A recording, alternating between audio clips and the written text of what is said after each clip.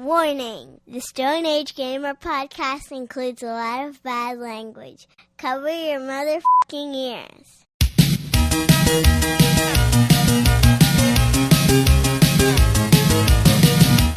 Good evening and welcome to the Stone Age Gamer podcast. I am Chris Randazzo and joining me tonight is not executed by the head of state, Dan Ryan. Certainly not. Yet, anyway. I mean, there's time. I might do some shit. It's not E3 time, and Dan and I have decided to throw the schedule to the wind and focus on the frankly insane amount of game showcases that happened last week. How much does the general gaming audience not care about VR? Don't forget your timestamps because the Stone Age Gamer podcast starts now. Well, hello everyone. This is episode 518. It is the week of June 14th, 2024, and welcome. For anyone new here, this is the official podcast of StoneAgeGamer.com. Dan and I talk every week about what's happening in the world of video games from a retro gamer's perspective, as well as whatever the heck else is going on in our lives. And speaking of which, hey, where's Dean? I don't know. It wasn't my turn to watch him. If you follow this show, you were probably expecting us to have the SAG Cartoon Express this week, and Dean would be here, and we'd talk about Super Mario Bros. 3. But Dean is currently inundated with dogs, which is apparently a theme for this show. But not my fault. It's not Dan's fault. They're not Dan's dogs. They're his own dogs. But no. Dean had to cancel, which was actually fine because I was going through all of the showcases this week, and there's a lot to discuss. So we're just going to go ahead and do that, and probably wind up doing that again next week, because there's also a lot more showcases happening between this episode and the next episode, and I got my fingers crossed the Nintendo Direct lands sometime next week as well, because that way we can just bang them all out 2 weeks in a row, and that would be great. But I don't know. That would be lovely. It would be lovely. I mean, they said it was going to happen sometime in June. Here we are in June. Seems like a good week to do it. But knowing Nintendo, they'll probably wait another week just to piss everyone off. But they'll do it on the very last day of June, just because. June 20,000th. Yes. How you doing? How you doing, Dan? How are you doing? What is new and exciting in the world of Dan? Well, yeah. So I suppose updates are that's just what I'm going to do, I think, going forward. For the people that care, you're one of them. And for our listeners that care, as we go along on this fucking wild ass journey that we're going on. So last week, in case you missed it, discovered some lymph nodes in my neck that were quite swollen, and that's not great. So this Monday, this past Monday, I went and had an ultrasound done on the lymph nodes, and it came back not clear. So inconclusive, which means not good, because they came back big. So apparently, a lymph node that is bigger than 1 centimeter is considered malignant. I believe that's accurate. The ones in my neck, the biggest one is a little over 3 centimeters. So that's not good. Malignant doesn't necessarily mean cancerous, but it does. It doesn't mean good. So we had the CT scan on we had the ultrasound on Monday. My doctor ordered a CT scan. So that's where you go and they take all the ultrasound does is really just look, and you can see this is big, this sucks. The CT scan is much more in depth.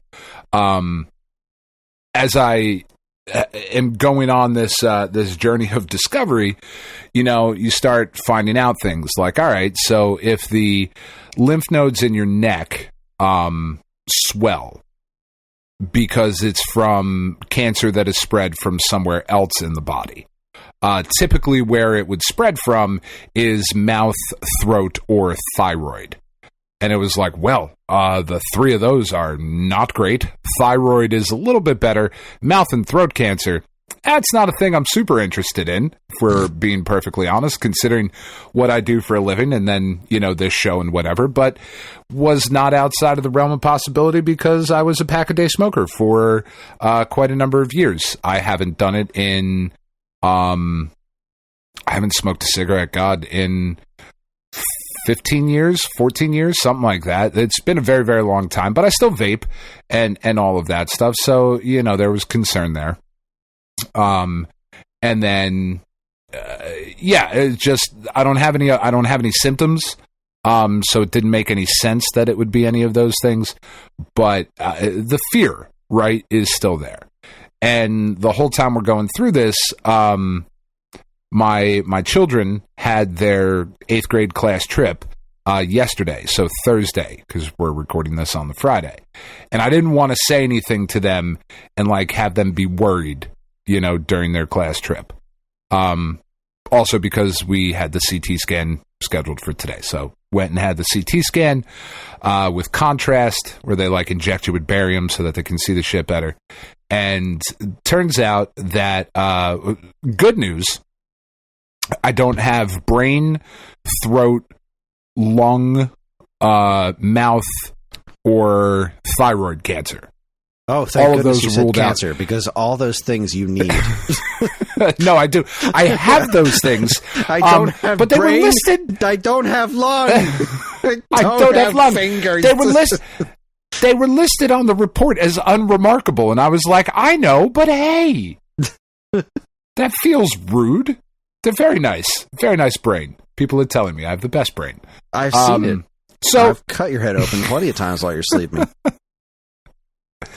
So that is I'm sorry, what? What are we talking about? No, that's fair. So that is like a huge relief. You know what I mean? Yeah. It's definitely none of those things. But I do have the lymph nodes are there in the neck that they were able to see. Apparently one by my collarbone and my armpit as well. Now, that again sounds scarier than it is, because that's typically how lymphoma is found. It is in one particular set of lymph nodes, like under your arm or somewhere where you wouldn't necessarily look or see it or feel it. Like I have been checking my armpits since we got this report today. I can't feel fucking anything. I can't feel the one by my collarbone. I would have never have noticed if it was not for the ones in my neck. And that's usually how lymphoma goes, is that there's the inflamed node somewhere, and when it gets to a point on your body, somewhere on your body where it becomes noticeable, that is when people start to panic and go to the doctor and then have the treatment. So I will be giving the results to my doctor on Monday, because by the time the results were read today, and it was just the end of the day. It's Friday. Everybody has to go home. Fuck me. Everybody's got a weekend to get to. So my doctor will get the report on Monday, and then we will be scheduling a biopsy after that. And what that will entail, I'm not entirely sure yet, but it'll probably be the removal of a whole bunch of them. And then we'll kind of see where we go from there. But all signs at this point are pointing to some form of lymphoma. So some form of cancer. Which is fucking weird to say out loud. It's really weird to say that out loud, but also to be somewhat relieved by that finding, because lymphoma, we told the girls today, and we were like, all right, we're having the birthday party tomorrow. Do we tell the kids, what's, and I was very, I've been in turmoil over these last couple of weeks, because I did not like that. I did not know that my dad was sick, right? My dad was in and out of mental hospitals. And not just for like a vacation, but like legit, he had to be admitted to a psych ward a couple times. And nobody ever fucking told me that, you know? And then a couple months afterwards, he ends up, you know, taking his own life. And it's like all of this comes as a big shock, you know? And I was 13 at the time. My kids are a little bit older, and I didn't like lying to them. Like I said something on the podcast last week, and I hadn't even told the kids yet. Well, I mean, that's the thing. But they're kids. They're kids, and you don't know. Like, and I don't know. Yeah. Right now, it's all signs point to lymphoma, right? But yes. You're not a doctor. 99.9%. No. Right. Like, you don't know that. It could be anything. It could literally be any number of things. And there's no sense in telling them until you know something. Because right now you're in the I have a bad feeling about this phase. Like, right? You've gotten more information, and that's good. But until you have, like, what's the sense in worrying them? And then you get information back, and they're like, actually, it was a Cheeto on the X-ray scan thing. Sorry, you just have bad allergies. Have a good day. Like, until you know what you're worrying them about, like, I understand. Well, yeah, this, and like, and that's kind of where we were at with it. Of like, I don't want to say something to them because up until getting the CT scan results back today, there was still the possibility that it could be a number of different things. Right. This has really kind of narrowed the focus and will be the path that we are most likely headed down. And I was saying to Evan before we started recording, before you got on, Chris, like it's almost reassuring in a weird way to be going down a lymphoma path, because that is something that is, I mean, if you have to get cancer, Chris, that's one of the ones. It's not 100%, but it's not nearly as scary as a lot of the other ones.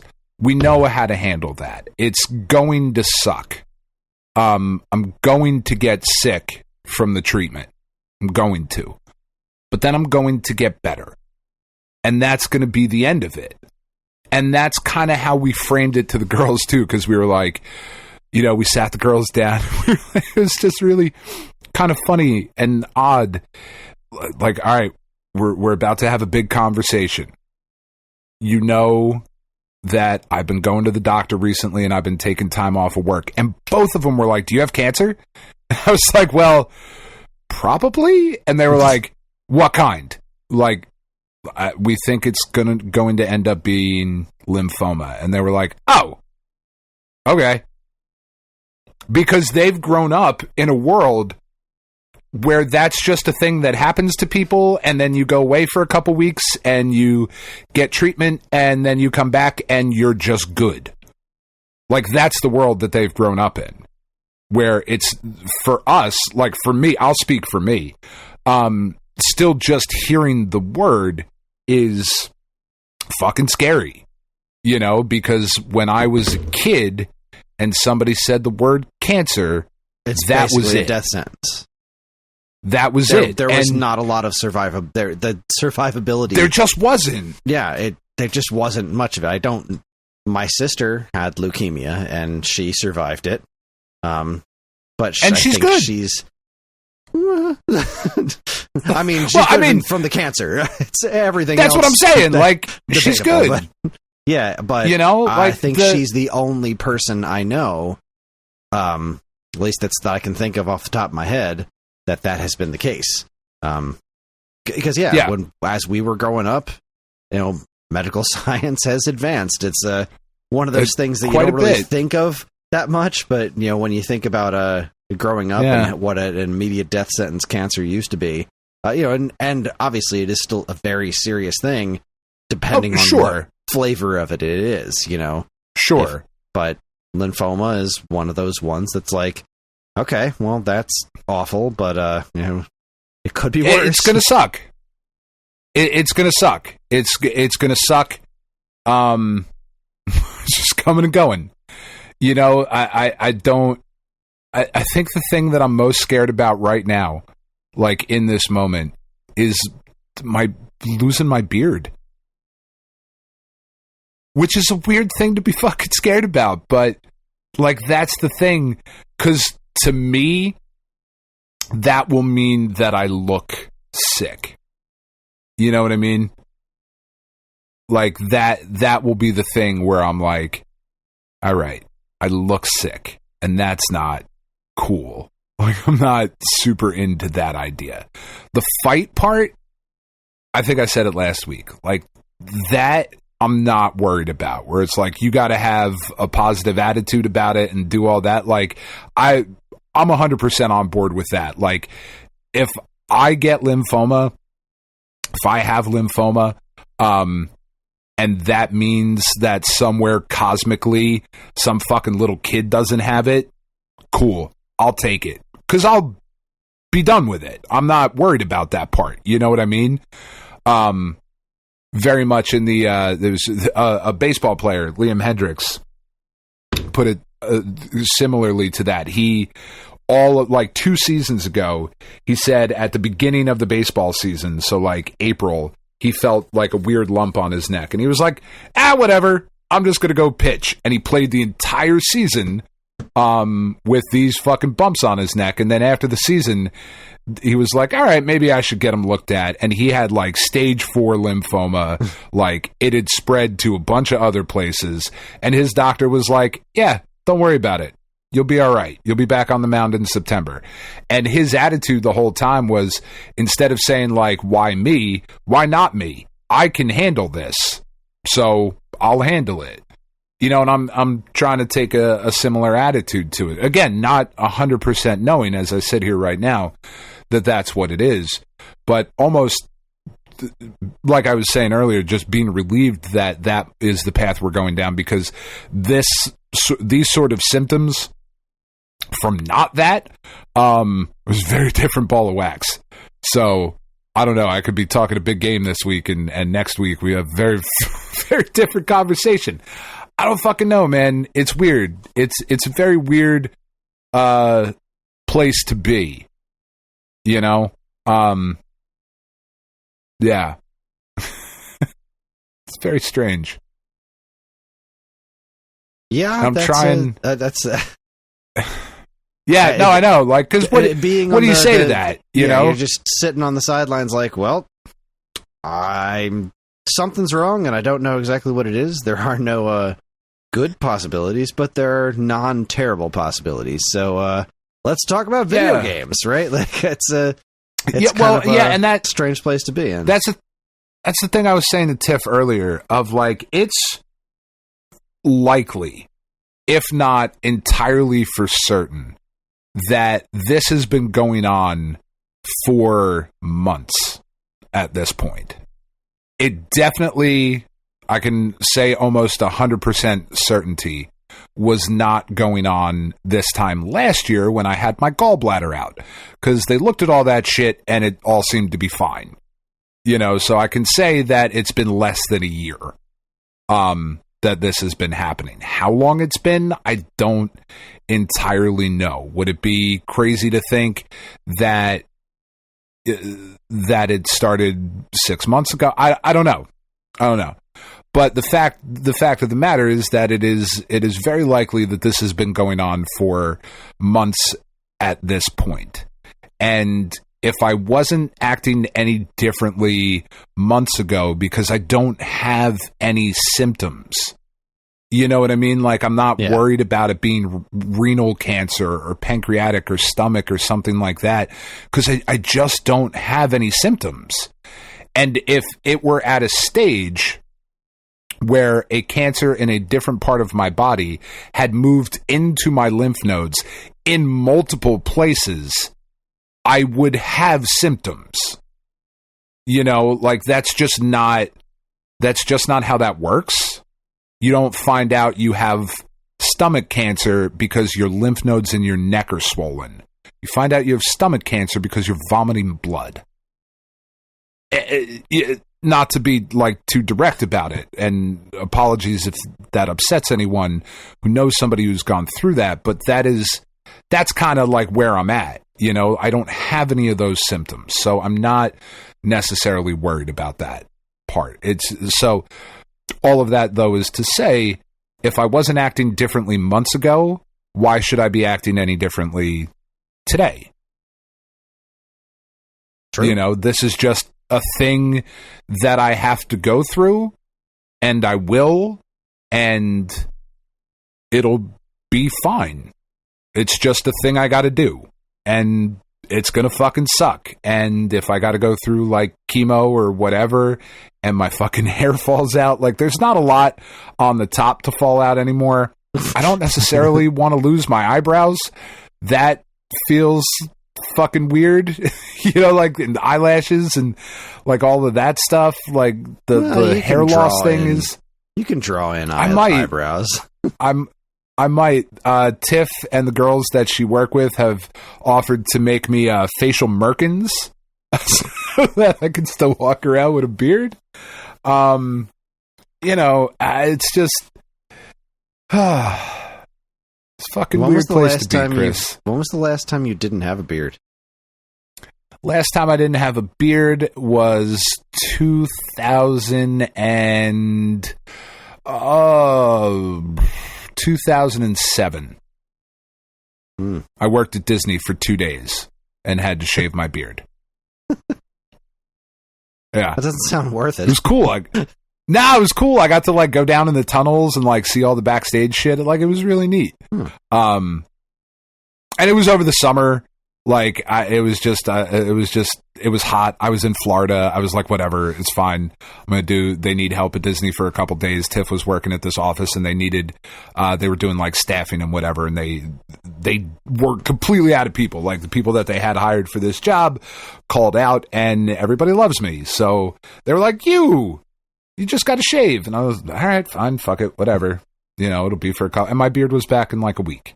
You know, so it was fine. But yeah, I've not had I've had facial hair since 2007.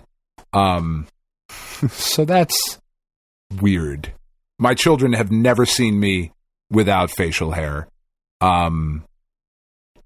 It's just weird. It's weird. I'm not looking forward to it. I don't think I'm going to take any pictures over the summer. Well, you know, I'll miss the photography. I mean,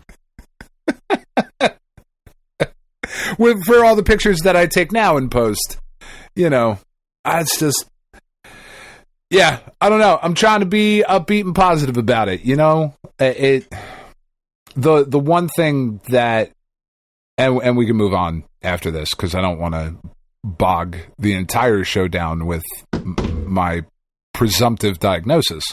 The one thing, like, Tiff was like, well, we're going to do like fundraisers and stuff. And I was like, all right, cool. Like, that's totally fine, you know, because we will probably need a little bit of help at some point going through. Like, there's going to be expenses, you know, and all that's fine. But I was like, you know, the one thing that I want to take out of this is what I will leave our listening audience with now. And that is, go to your fucking doctor. Check yourself all over. And if you feel something weird, don't fucking ignore it, man. Like, really don't. Because, you know, like, feel yourself up. That's the best way to put it. Check your shit. Feel yourself up. If you got weird lumps and bumps, fucking go get that shit handled. Go get it taken care of. Because right now, we're young enough and we are, relatively speaking, healthy enough to where, like, you'll be okay. You know? You'll be okay. But, like, don't ignore shit. You know? Well, I think that's the scariest shit on my end because, like, I'm pretty sure if that happened to me, I would just have to die because the insurance would just be like, no, sorry, that'll be $85,000 a week for the rest of your life. And okay, well, it's either die or leave my great grandchildren in financial ruin. So guess I'll die. Thanks, America. But you won't know them. It's fine. Yeah. Fuck them kids. They'll be fine. Yeah, fuck them kids. No, but you know what I mean? Like, but get yourself checked out, man. Like, everybody listening, fucking get yourself checked out. We're young enough, we're healthy enough, relatively speaking, to be able to get through quite a bit now. And like, you know, my blood pressure thing. My blood pressure is usually crazy when I go to the doctor. But I've been working at it and lowering my sodium and all of that shit. And I went in to talk to my doctor on Monday, scared out of my mind about the conversation we were going to have. My blood pressure was whatever it's supposed to be, 120/80. It was 120/78. Nice. Totally fine. You know, like that. It's handled. It's good. Because I handled it. You did the thing. We'll handle this shit. So that's really where I'm at. You know, I'm 43. Not an old man. I got time to get through this. All of you have time to experience the joys of this and fucking fight your way through it. Well said. Was it? I feel like it was rambling. I don't know, man. That's it's a weird place You're allowed to be. To ramble. I'm adjusting. I'm adjusting to this probable diagnosis. It's just I'm still adjusting to the exercise regimen that my friend Brian had told me I should be getting on when I went up to visit Mike. Yeah. And I'm not good at exercising. I really I don't know that anybody is. I don't know. I'm watching those two. They're like, yeah, I'm just gonna drop and do like 50 push-ups or some shit like that. And I'm at Rick's. Remember, I started this almost a year ago at this point, where it was like I'm just gonna do 5 push-ups, 5 sit-ups a day. So like now I'm up to 12 on everything. I'm doing 12. I don't know what you call them. Just I've got 2 8-pound weights, and I do 12 lifting my arms, 12 shoulder lifts. Just like you stand shoulder there. Shrugs. Shoulder shrugs. And I do 12 squats, 12 push-ups, and 12 sit-ups.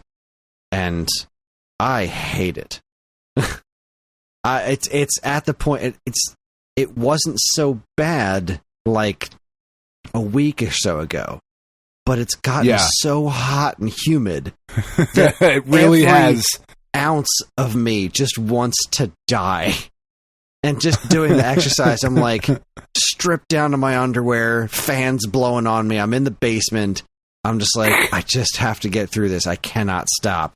Because, and this is the thing that's motivating me right now, is theoretically we're going to go see my sister-in-law.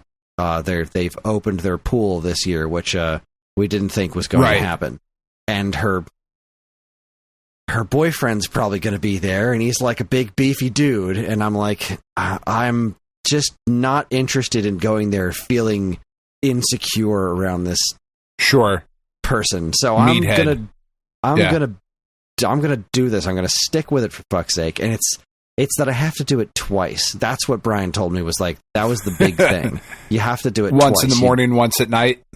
No, you do it and then do something else for like 5-10 minutes. So like I'll come downstairs after walking the dog. I'll do all the reps of 12. Then I'll sit down and I'll do some more PSIO serial number transfers. Because that's still going on. I am still transferring serial numbers every single day. I'll do those and I'll close a couple of tickets, and then I do it again. And then he said, it would be great if you do it 3 times, right? You do that a third time, but then you cut the number down. So I could do like 2 sets of 12 and then a third set of just 10. And holy shit, I just won $20. Nice. On a 10-cent spin, I just won $20. Well, that's fucking great. Nice. Go me. But anyway, I cannot bring myself to do the third. I cannot. I'm not there yet. As a human, who is engaged in what can only be considered sloth for most of my life. I am just not at the point of doing 3 workouts a day. Though I really do need to try and fit cardio back into my schedule. It's one of the things I'm trying to figure out for the summer. I mean, you're walking the dog. Yeah, I'm walking the dog, but it's not getting my heart rate up enough. Like, at least not... Okay. When I was doing Ring Fit a couple times a week, that was getting my heart rate up a lot. Because, that's very... I'm not doing any of that. There's nothing that I'm doing on a regular basis that's getting my heart rate up that much and sustained. So I need to try and find a way to fit. Basically, I just want to do the post-game content in Ring Fit again, and then just keep going from there, because it's fun exercise. And since I'm doing all the other like weight training, and I am walking the dog for 2 miles a day, like that's not nothing. So I think if I can pull off just doing Ring Fit once a week, I think would help me. Maybe twice would be grand, but maybe I'll. I got my drum set cleared out in the garage, so maybe I can find time to... Not in the summer. Don't say that. That's what I want to do. I want to sit out in my fucking garage and roast in front of my drum set in the summer. That sounds like a great plan. No, I could go for a bike ride or something. But, I really need to fit some cardio in my life. That's the thing. What I'm getting down to. You're doing something. Exactly, I'm doing something. Like you're doing something, and literally anything is better than being like, well, it's not going to make a difference. Exactly. Like, literally, that's my entire better. mindset about this. Is like, I don't need to be amazing. I just need to do better.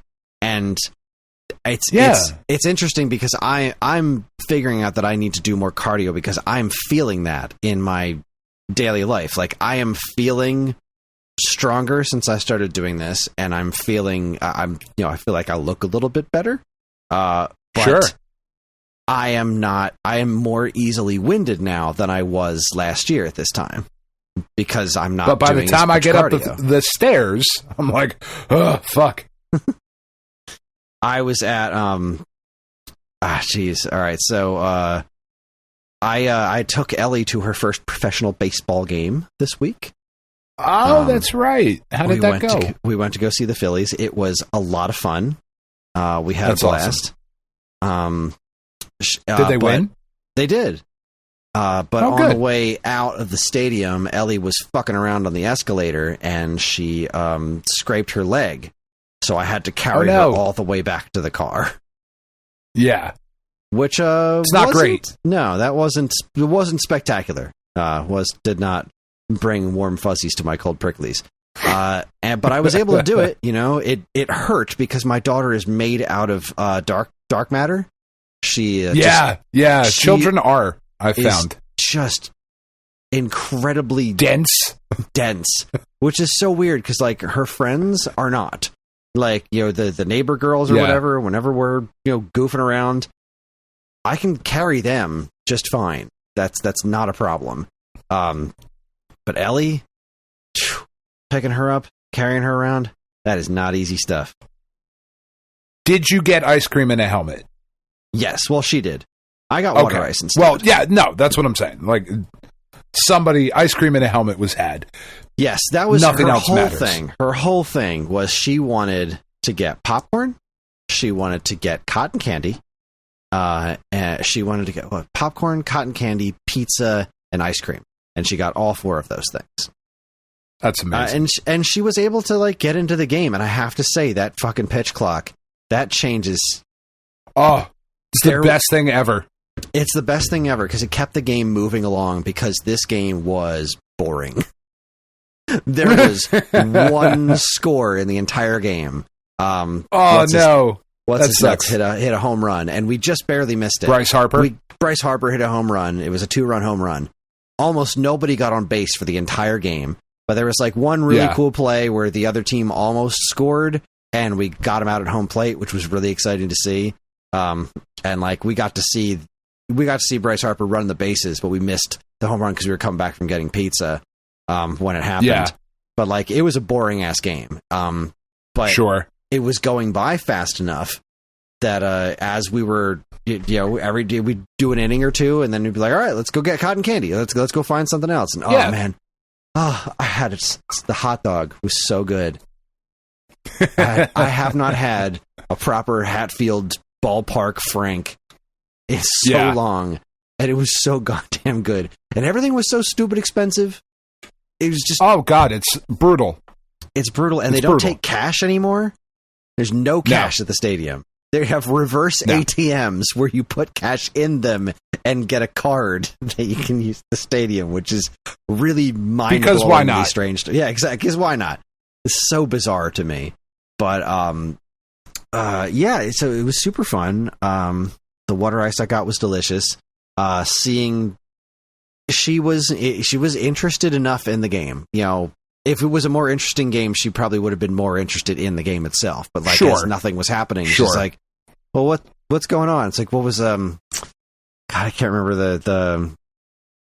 I'm so bad with names. The Brewers, and not the Brewers. The other guy who goes up right after. He's another one of our better players. He's the real skinny guy. Brandon Marsh with the hair. No, he's out right now, I think, with the greasy hair. Oh, is he? That's Brandon. That's Brandon Marsh. Bryson Stott.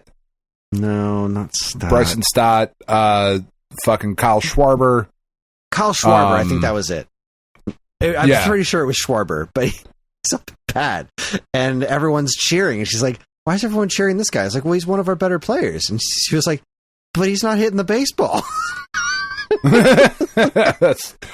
Tonight it's really hard. Yeah, that's the thing I don't think she had quite enough appreciation for, is how hard it is. Because like, we're explaining I'm trying to explain a home run to her, and she's like, "Well, why don't they just hit it out there? Like, why don't they just do that every time? Like, just hit it where they're not." It's not easy to do that. So it's like every single piece of the park's like, so even if they hit it in those bushes over there, I was like, yes, if it goes over the fence between that yellow thing and that yellow thing, it's a home run.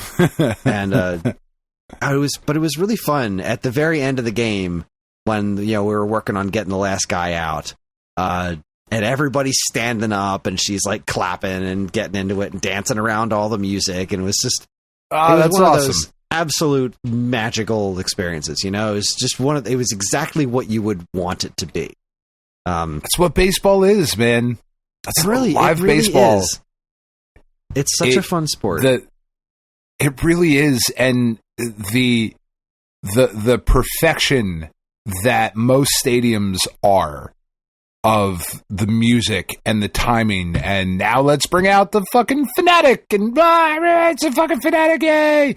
And then like, all right, now it's time to like, it's just it's this beautiful dance between the players and the audience and the people that are working there, and it's just this incredible performance. That's really live sports.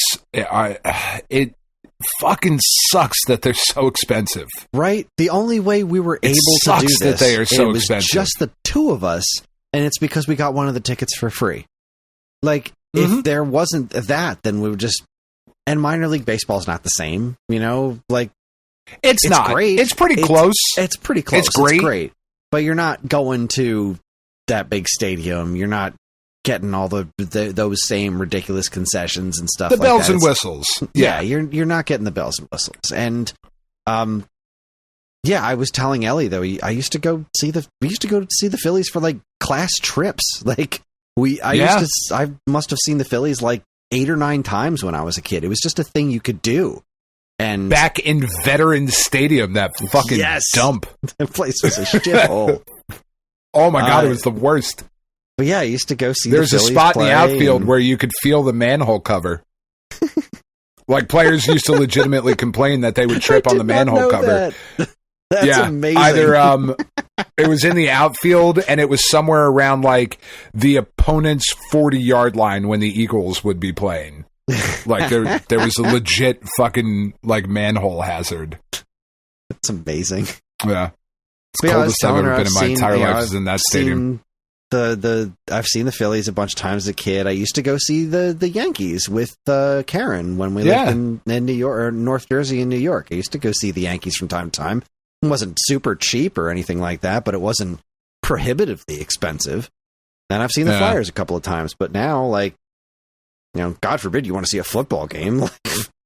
Well, that really is like, well, and you just took Karen, what, 2 years ago to the Steelers? Yeah, it was more than that. Was it? Yeah, it was like 4 years ago now, right? Because it was for her 40th and it was birthday. like $6,000. Yeah, it was. We had to crowdfund it. Like that's how. That was the only way we could afford to get all of us to go. Is we had how to fucking crowdfund nuts it. is that? Yeah, and how like fucking crazy is that? We're watching whenever I watch the Phillies now, and like you just see all the seats that are right down there behind home plate. Yeah, you just looking at the crowd. It's like they're not empty; they're all white. Like, when was the last time you watched a baseball game and saw like anybody other than rich white folks behind the home plate? Oh, sitting back there, it's so stark. It struck me like 2 weeks ago. I was watching a game. I was like, holy shit. That, like, the only people that are back there in the good seats are, like, super rich people. It's so gross. It is. And, like, here's the other thing. With they don't take cash anymore. Because they don't take cash, everything you pay on these tablets. And everything you buy, they're asking for tips. Yep. And it's like, all right, look, you are already And it's awkward not to give them one. It is. I didn't because... It's awkward. Fuck. I don't either. I'm already spending $8 on water ice. Like, how dare you? But, and especially like the first person we came in contact with was like somebody who worked there. They were trying to get everybody their seats. We asked him for, directions in the seats, and he was super great with Ellie and all that. That guy was wonderful. And then Ellie was like, all right, I want to get popcorn. So we were looking for a place to get popcorn. We found it. We walk up to the counter. The woman behind the counter is like, what? What do you mean? I got my super happy, bubbly little girl with her Phillies hat on that she borrowed from a friend, and like we're all ready to go. And she's like, "What? Like, can I have some popcorn, please?" Fine. And then she has the fucking nerve to put the tablet in front of me, asking for a tip. Like, yeah. You know what? If you were like super awesome, I probably would cough up the extra buck. I really would, because I love it. Probably. When customer service is great, I am willing to make stupid purchases, like it's just... Sure. But if you're not even going to make any even vague attempt at even being kind, I'm sorry. Yeah. At even being human in this moment. Yeah. Like, no, absolutely not. Yeah. I'm sorry. Sorry, not sorry. But I did... I think I would like to be an usher at a baseball stadium when I retire. That would be fun, Joe. I think I'd be good at that. Yeah. I think I'd be pretty good at that. Yelling at drunk assholes like, hey! Stop saying cunt that loud. What's wrong with you?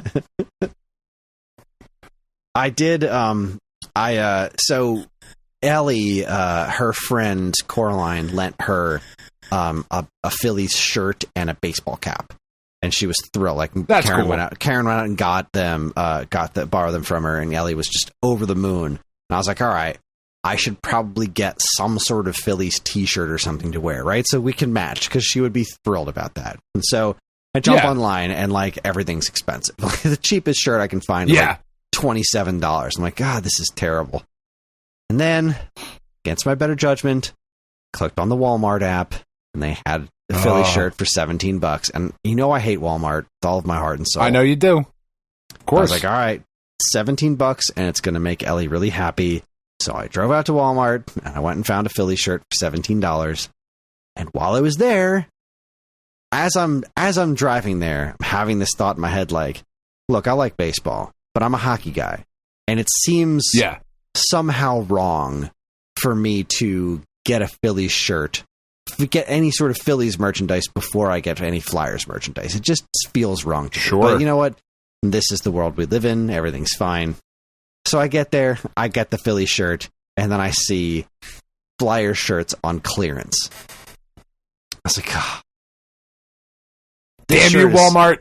This shirt's awesome. It's my size, and it's $3. Oh, look, here's another one for $5. So I can get 2 Flyer shirts for $8. Fine. So I got the Phillies shirt and 2 Flyers shirts, and now I won't go back to Walmart for a long time, and hopefully that'll be fine.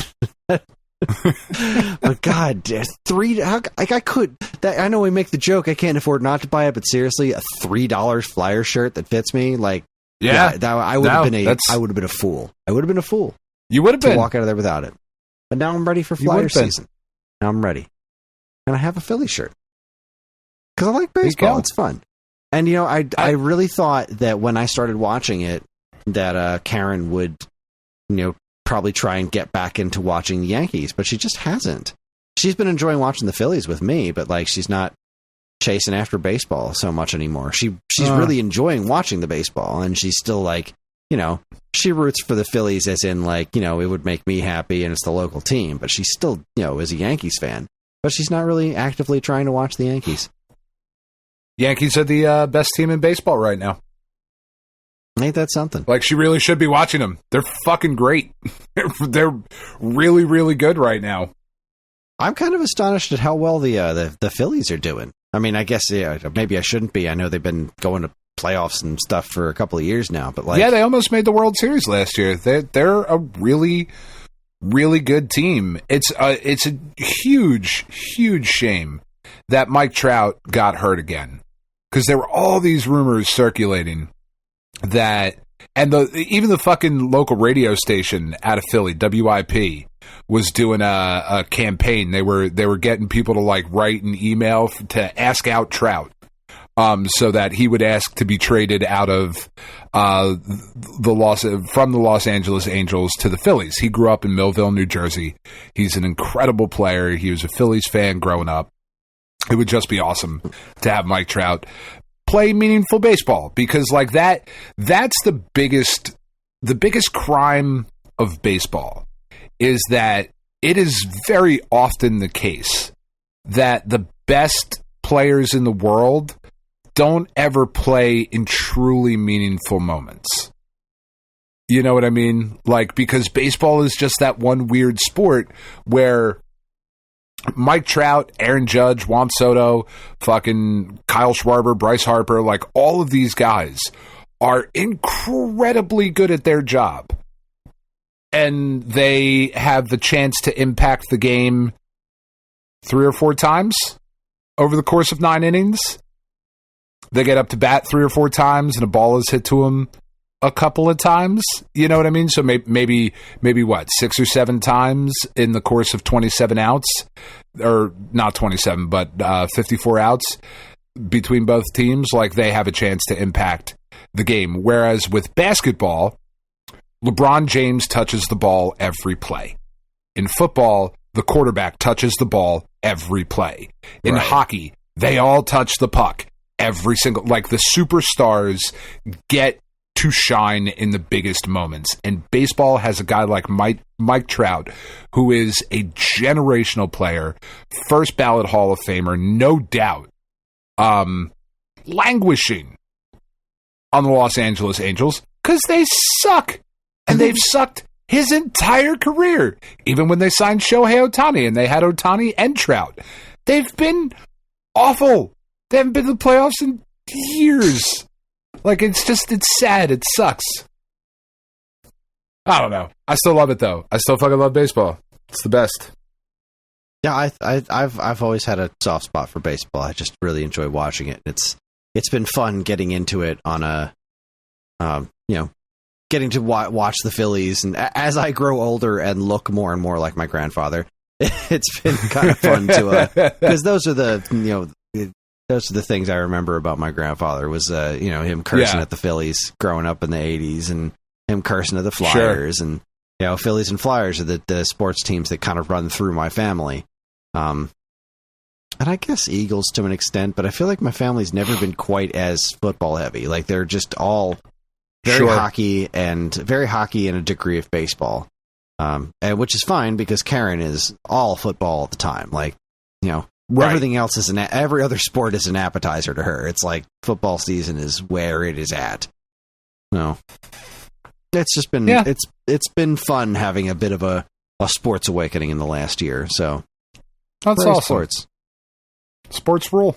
Sports do rule. Good time. Great oldies. Good times. Yeah, great oldies. So, have you played any video games this week? Nothing more than I've been a little distracted, honestly. I haven't been able to focus on much this week. So I played a bunch of Balatro pretty terribly this week. Like, just not getting very far. Which is sad because I quite like that game. It's just really, really fun and really engaging, and figuring out the mechanics and how to manipulate the cards and the decks and all of that good stuff. Yeah, like that's been pretty nuts.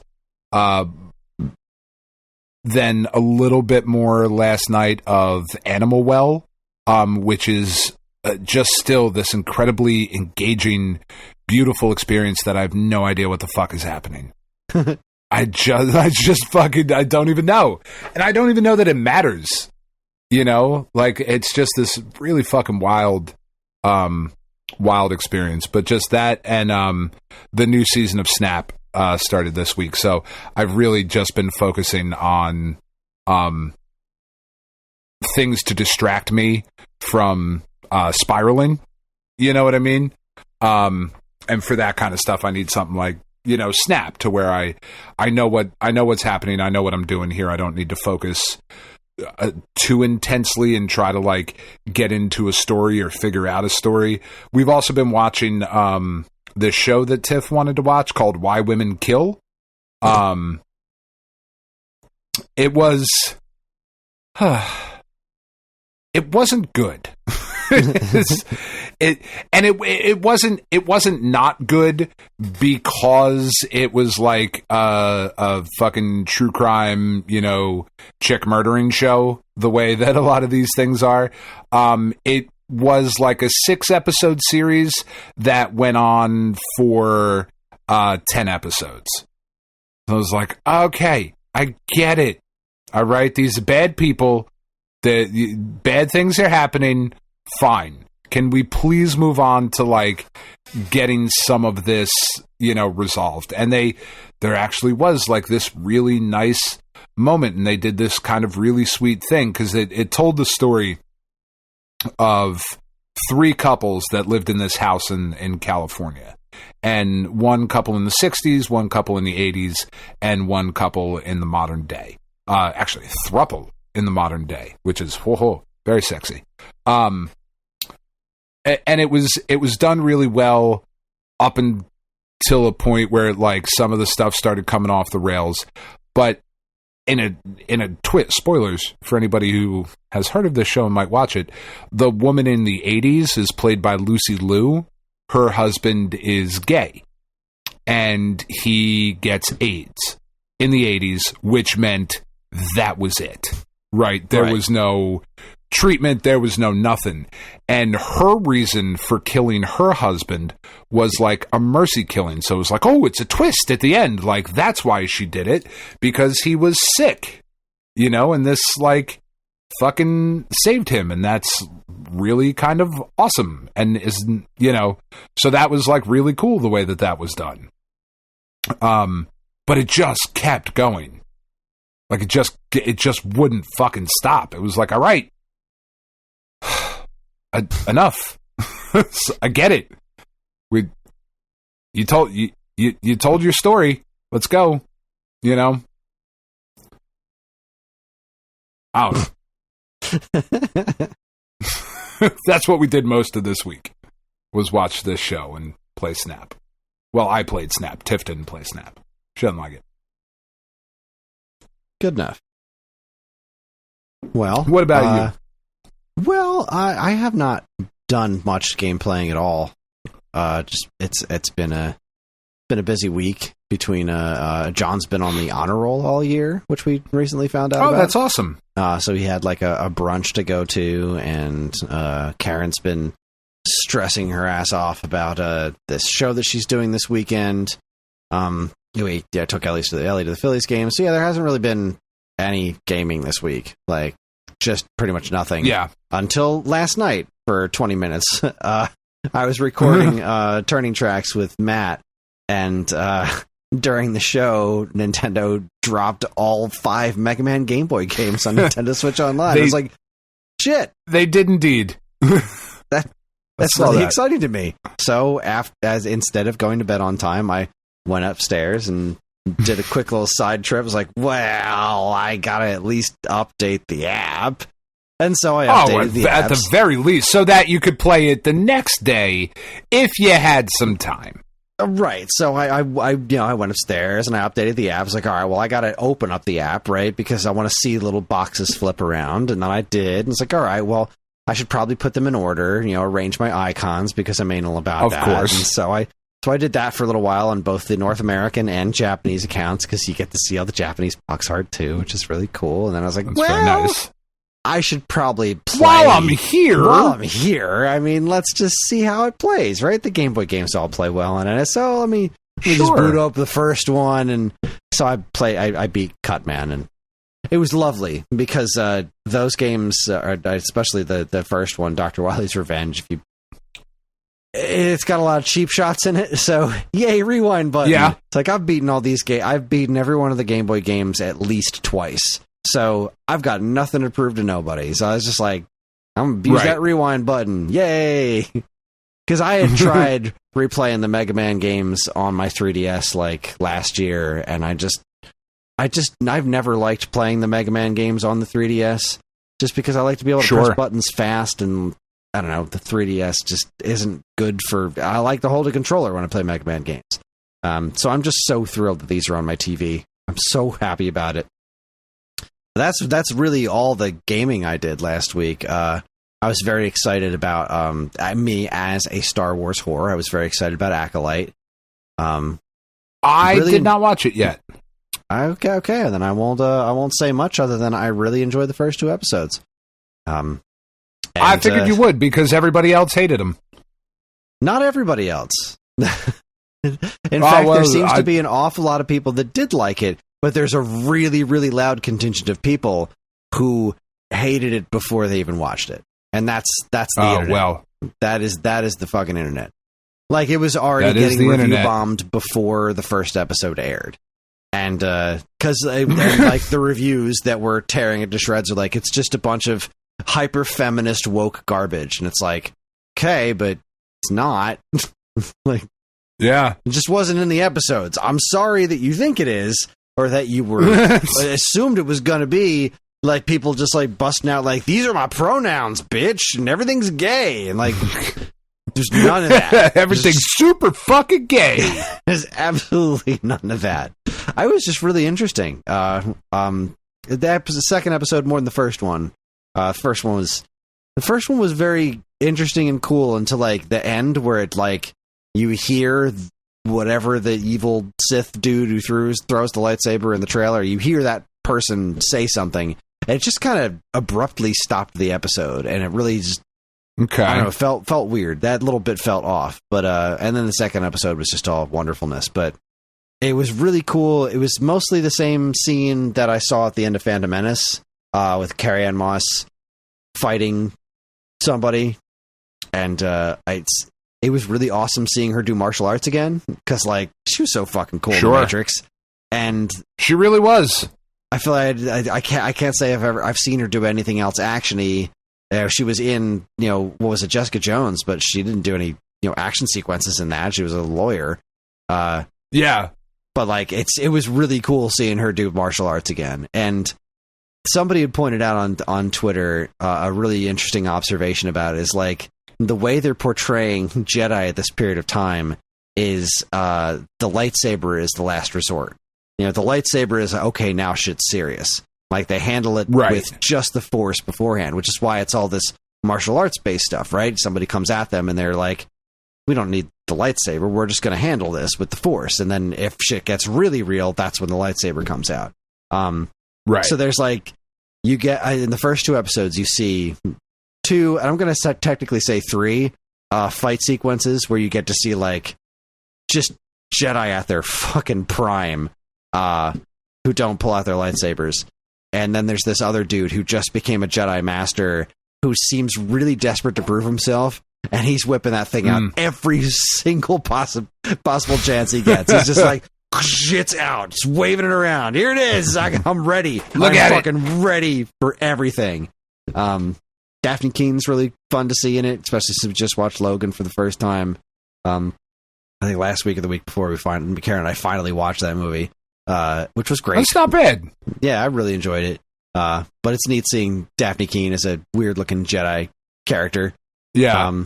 There's lots of creatures, lots of the Asian guy who was in Squid Game, who's playing one of the Jedi Masters. He is so great. Is he? That's awesome. Yeah, Master Soul is his character. He's apparently a huge Star Wars fan. He loves Qui-Gon Jinn, and he learned English for this part. Like, how great is that? Oh, wow. That's really cool. And he's great. He was really good in Squid Game, too. Like, he was legitimately really, really good. I never saw liked him it, quite a bit. He's great in this. His character is wonderful. He's definitely my favorite character by far. But I don't dislike anybody. There was a whole mystery thing in the first episode that I was pretty convinced was like, oh man, they're going to drag this shit out for the whole show, aren't they? Like, it's going to be the big reveal, and we all figured it out in 5 minutes. No, they wrapped that shit up right quick.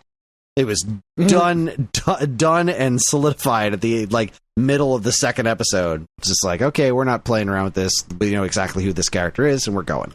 Okay, hooray! No, I really That's enjoyed awesome. it. Yeah, it's good Star Wars stuff. It's good Star Wars. Liked it. Looking forward to more. Very interested. But I'm a Star Wars fan, so I'm slightly easy to please. But yeah, sure. But I like good Star Wars. Yeah, I can differentiate between this and the Book of Boba Fett, you know? I love Book of Boba Fett, but I also am well aware that show is very problematic. That show is just not good. It's just not well put together. But this is not that. I didn't have any problems with this one, besides that weird ending of the first episode. Just felt kind of off to me. But yeah, I know the fandom menace absolutely hates this show, and it's got everything to do with the creator. Like, the woman who did this show is like, well, made the mistake of being a woman first of all, Chris. So let's not. That's not nothing. And if you look at a picture of this woman, she looks like these people's nightmare of a person. You know, that's just the way she presents herself. And like, oh, this is clearly trash because she's in charge of this. And there's some sort of rumor going around that the third episode, which is why everyone's review bashing it, is that, apparently the third episode, which very few people on Earth have seen and nobody can confirm, but apparently in the third episode, they're going to upend all of Star Wars history, completely change the Force to be like feminist or something like that. Like, oh, sure. No, that makes sense. Not okay. All right. I mean, I'll wait till I see it to pass any kind of judgment, because that's what a rational person would do. But space wizards with laser swords. Shut up. They had this whole... Stop it. In the beginning of the first episode, there's this spot where this character is fixing a ship, and some sort of like chemical thing pops, and there's fire coming out of the ship. And everyone's like, there can't be fire in space. There's like actual fire coming out of this. There can't be fire in space. And then, of course, everybody with a brain is just like, it's Star Wars. There's always fire in space. And they're showing screenshots of like, look at this Star Destroyer on fire. Look at that TIE fighter that burst into flames. It was spinning around. Oh, yeah, and you can hear the TIE fighter in space because there's sound in space in Star Wars, too. And then they're like, no, this is like a campfire. You can hear campfire sounds. And it's like, okay, first off, I didn't hear that. No, those fires are okay. This fire is bad. This fire is bad. But here's the thing. I didn't hear the campfire sounds. This Maybe go back and listen to it again. I still couldn't hear it. But what's happening in the scene is she looks at the fire, and she's having like a vision of a flashback of being in the woods where there's a campfire. And you're hearing voices, and it's like, that's why that sound is there. The fire is not making the sound of crackling woods. It's what she's hearing, what she's remembering from looking at the fire. That's how TV shows and movies work. It's a visual narrative thing.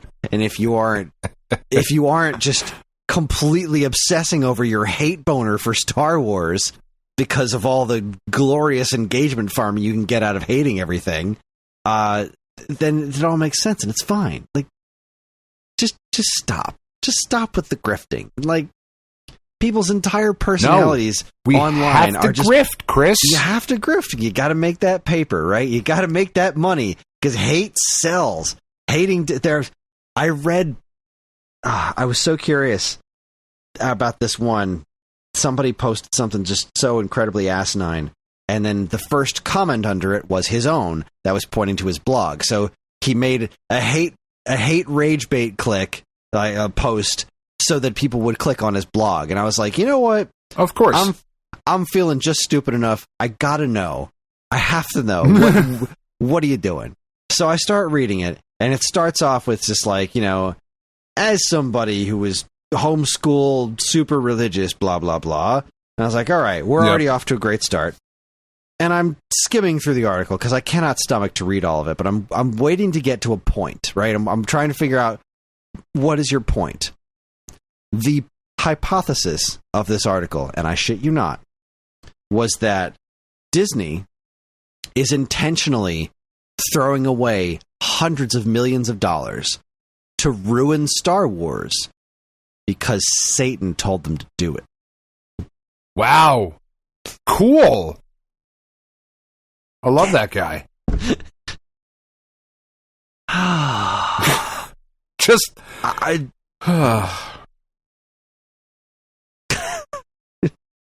It's real hard sometimes. It's rough out there.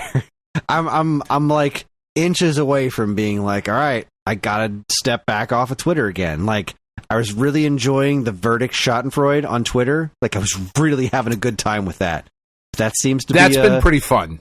It seems to be simmering down a bit, and now it's just Star Wars hate and the other stuff we'll be bringing up in Week Old News. And it's like, this is just too toxic. I think I need to just at least stay away until the Acolyte's done airing, because I really like it. I'm really curious to watch it, which I just thought was so aggressively mediocre. It's just, this is a really, really fun, very different feeling flavored Star Wars thing. It's not attached to the Skywalker saga. It's all new characters, a whole different environment, different kinds of Jedi. I love that shit. Sign me up. Yeah, I really want to watch it. I haven't had the mental energy for it yet, for like new Star Wars. You know what I mean? We haven't watched the new Doctor Who. We didn't watch last week or this week yet. Right, we haven't watched tonight's yet because I'm here. And you didn't watch last week's yet? No. Oh man, I just haven't had the energy. It was watching this dumb Why Women Kill show. Totally fine. You know what I mean? Like that did not require a bunch of I really got to pay attention to the subtleties here. Like, no, this was not subtle. So yeah. Yeah, last week's Doctor Who was kind of a mind bender for me. I really, really liked it. I've heard very good things. The twist actually took me a second to catch on. Like, the thing happens at the end, and I was just like, wait, why? Oh no. And okay. Good, in a good way. Just like you'll that reaction will make sense when you see it. Just like, really, wow. I really liked it. I rather enjoyed that episode. Thank you, Drive Through. It's good stuff. Doing a good job this season. I'm very much enjoying it. I've heard great stuff. Camper. I have not enjoyed it all that much, but I have heard really good things about last week's episode. So, really, you didn't like the landmine episode or anything? Just not doing it for you? It was all right. It was okay. I don't like the doc. I don't like that this doctor is unsure of himself and does not seem to know what the fuck is going on. You know what I mean? Like, he seems to be like, what I think it is that if you look through like the Russell T Davies reboot originally in 2005, and then, you know, when Matt Smith came in, and when David Tennant came in, like, as each subsequent Doctor took over, within the first or second episode, they had their, you know, you go back and tell them it is defended moment. Yeah. They had their big stamp moment. And so far, this season of Doctor Who, in the episodes that I've watched, there's been a monster made out of boogers, which is fine. It's very Russell T Davies. Okay. This is the guy who brought us the Celine. Yeah, but it's a monster made out of boogers, where the Doctor didn't crazy about that. like save the day. The episode with the Maestro, I thought the Maestro was very cool, but the Beatles happened to save the day because they happened to be walking by in the studio at the time and play the forbidden chord, which is like a C sharp minor or something. Like, that's the fucking devil's chord. Like, fuck off. That was stupid. Like, that's a chord that nobody's ever fucking used ever. That was, but I thought the Maestro was so fucking compelling. Yeah, like the performance that Jinx Pantheon, gave.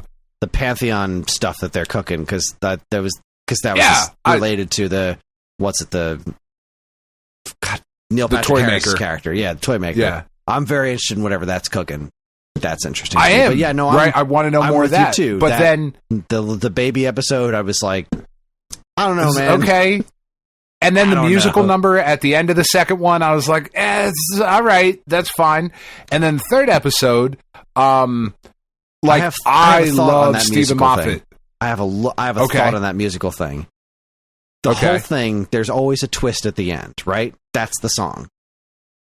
It seems that every episode so far this season, there's been a twist at the end. And here's what's weird about that. The woman who's appeared in every episode, notice that there's an old woman. It's the same actress who's appeared in every episode, and that actress's last name is Twist. Right. There's something going on there. Because there is. This is the motherfucker that Bad Wolf does, right? Kept that chain going for a long time. He is building to something, and like Karen and I are both sitting there watching this musical number being like, what the fuck is happening right there? Like, what is happening right now? And in the most recent episode, not the one that aired tonight, they finally acknowledged that old woman. They acknowledged that I feel like I've seen her around somewhere. They're just like, all right, you're doing something. You're up to something. I feel like there's going to be some kind of payoff. It's fucking weird and very uncomfortable at the time. But then when it was all, a couple episodes later, I'm like, this is going to have some kind of meaning. I just know it. This is going to mean something. I hope so. Because like that third episode, I liked it. Like, you standing on the landmine, it was fine, but I've already seen Silence in the Library. Like, it was the same episode. It's fine. I like Stephen Moffat. The episode after that, like, what the fuck could old Ruby have said to all of these people to make them run away. The fuck away? Like, and that's just not resolved. Like, what could she have said to Lethbridge Stewart to make her take Unit just the fuck away? Like, there was an idea there, but like, you didn't fucking pay it off. Like, it just happened, and the Doctor wasn't there. Like, it's a very odd show so far. That cheesed me. The Doctor is very secondary. Right? Yeah, definitely in that episode. What are they? The Doctor. I would say in all of them. Yeah. Okay. Because the girl from the third one, the nurse that shows up, like the nurse soldier, she's the companion in the second season. Yeah, she's the next companion. Like, so, like, what do we like? And I'm interested because I trust Russell, but like, I'm not super blown away yet. I really enjoyed the landmine episode, and I get it. He's done that trick before, but I thought it was really well executed. I thought Nshuti, is that how you say his name? Pretty sure that's it. I thought he was. I really enjoyed his performance. Ncuti Gatwa. Yeah, I just really thought he was very fun to watch in that episode, and I liked the twist at the end. Yeah, this last one was also very interesting. I very much enjoyed that one too. And they do seem to be getting better, because right at the beginning I really wasn't totally feeling it, but yeah, now where we are and knowing that what we were just talking about with her, I had the same gripe, right? What could she have possibly said to make everybody run away and leave her alone? What could that have possibly been? And then we don't find out about it, and then it ultimately doesn't mean anything, because like it's resolved, and then she's right back where she was. We just like move none of on. that ever happened, and we just moved on. Yeah, right. Now, if that is just a little one-off thing, okay, it was an interesting episode, I guess, to watch, but I have more questions at the end of it than I did when I went into it, and that's not what I want. But I'm reminded of shit like, God, I don't remember what season it was. It was one of the Matt Smith seasons where like he went and talked to it was when the Weeping Angels, I think, were in her eye, and he went and talked to her on the in the woods and comforted her, and then left. And it, like, you didn't even notice at the time that he was wearing a different outfit. And then like 7 episodes later, it all comes back, and you see him go and do that moment, and all the pieces fit together. Right? That's kind of what I'm waiting for. I'm waiting for that to all start falling into place. I'm hoping too. But in the meantime, compared to where we have been, I am thrilled. This is the most Doctor Who I've watched in years. Because I really thought that the Jodie stuff started off well. I was excited to see where they were going with it, and then it just continuously just rolled downhill and downhill and downhill.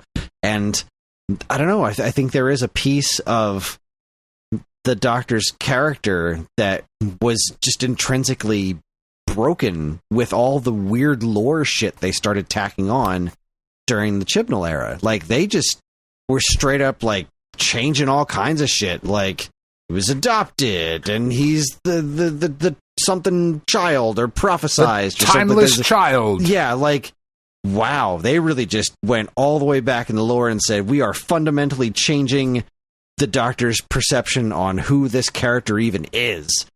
And by the time it was, now we've got, he's only one of 2 Doctors that are out there now, because like David Tennant's still just chilling out there. Like that happened. Yeah, he is indeed. He is chilling. So he's half the Doctor. So yeah, the lack of confidence, I think narratively makes sense, but I'm looking forward to more of him knowing everything and spouting all the words and doing something, reversing the polarity of the neutron flow and fixing the problem. I'm being the Doctor. I'm looking forward to more of that, and I did think that there was a degree of that in last week's episode. I think we're getting there. So, all right, I'll take it. With that, we should probably take a break because we got a bunch more stuff to talk about, and it's not getting any earlier. So you are listening to the Stone Age Gamer podcast from Geekade.com, and when we come back, I forgot to say this part, we're going to talk about what's new at Stone Age Gamer, and we're going to hit up some week-old news. You're listening to the Stone Age Gamer podcast from Geekade.com. Stick around.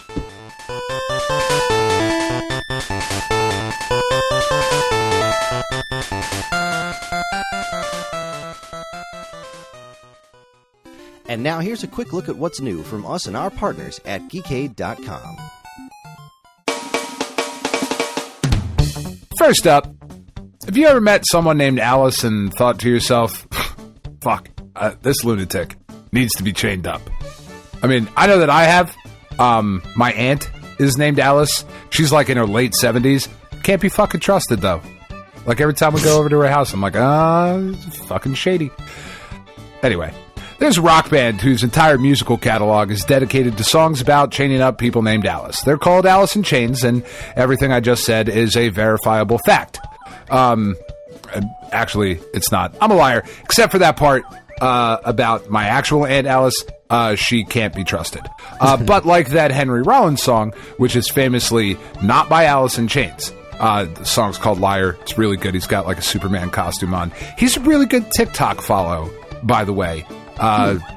Neither here nor there. What is by Alice in Chains, though, is the track list in the newest episode of Turning Tracks. It was Matt's pick, and he chose this absolutely fantastic band. Which songs did he choose? And if you're unfamiliar, why should you love this band too? We'll find out in Turning Tracks, episode 20, Alice in Chains.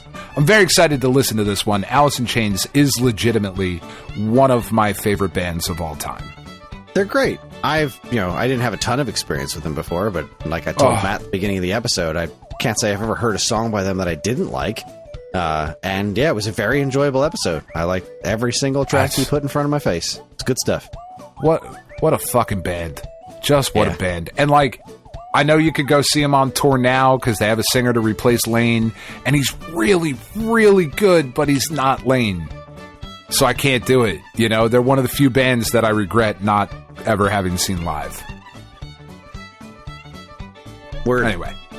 Next, word. When it comes to memorable video game weapons, a golden axe isn't really one of them. But when it comes to memorable beat-em-ups from the olden days, Golden Axe absolutely fits the bill.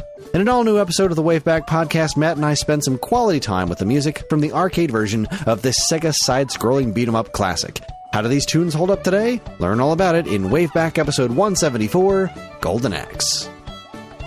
Do you ever actually get a Golden Axe in Golden Axe? No, Death Adder has the legendary Golden Axe. That's the thing. Right, that's what it is. I have not played through that game in yes, quite a while. Anyway, let's just not finish that sentence and feel old. Yeah, right. Finally, in an all-noon episode of I sounded like I said all noon. All noon. Either way, in an all-nude episode of Weekend Rental, the gamers have had quite a memorable week. Apparently, Andy solved a murder in his pants, which isn't nearly as easy as the people on television make it look. Fair. Meanwhile, Ryan hates spray foam, and really, who can blame him? Sure, it looks and tastes amazing, but is it really as useful as the spray can makes it sound? And then, of course, there's the wonders of Zero the Kamikaze Squirrel, video game that actually exists. Be sure to tune in to Weekend Rental episode 178, The Gamers Get Squirrely. For all this and more from us and our partners, be sure to keep your eyes on Geekade.com.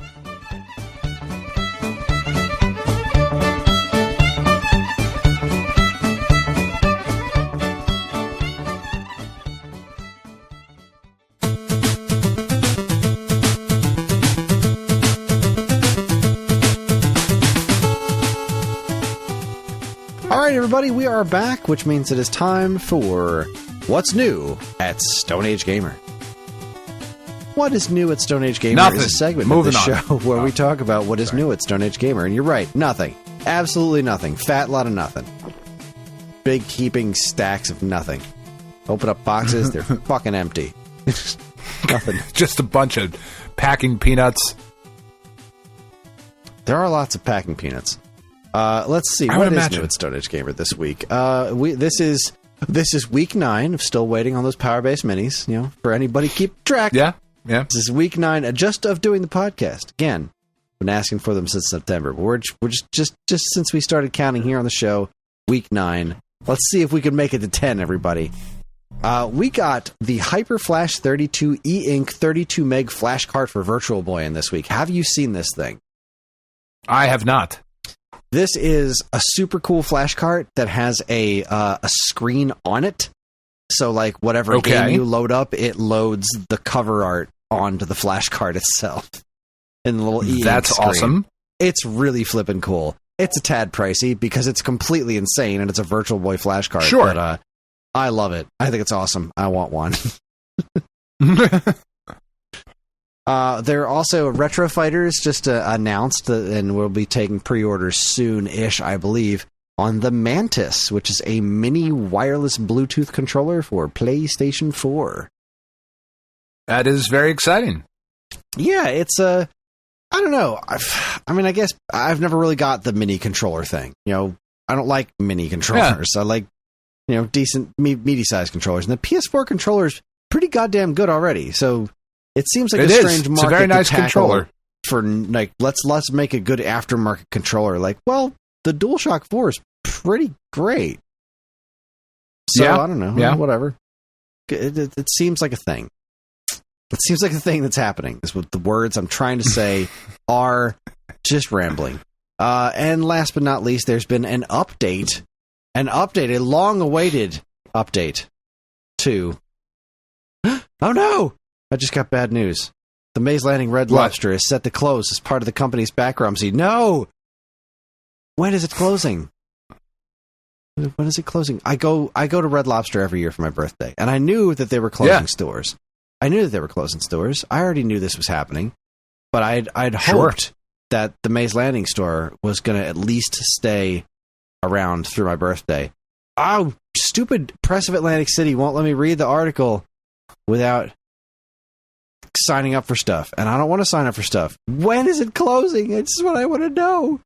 Oh, profound sadness. I hope I get to go for my birthday one last time, or you know what? I'll just have to wind up going to one of the many actual seafood restaurants that are around here since I live, on the shore. But I was gonna say you're pretty close to the seashore there, Chris, where she is selling seashells.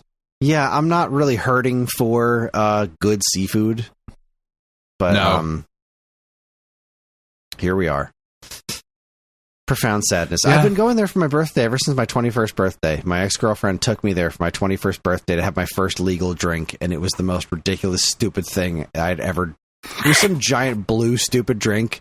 It's just like, no, if you're going to... And you hated all of it? I did, because that was the point. It's like, well, if we have to take you out for you have to have a drink on your 21st birthday. It's just a thing. So let's find the dumbest drink we can. I was like, well, I love Red Lobster. They got Cheddar Bay biscuits. Let's go there. So I got biscuits and seafood and a really dumb blue Windexy drink, and it was a good time. And I've been going there for my birthday ever since, and I'm really sad that one's closing down. I really hope that they're still around like a week from now so that I can go there and get my birthday dinner. Oh, what the hell was I saying? Right, Trog Tech. Red Lobster. Oh, let me bring up the actual update so I know what the hell I'm talking about. So, speaking of Kickstarters that have gone through very, very long times, Trog Tech was doing the N64 Funtastic series shells. There's finally some light at the end of the tunnel with these things.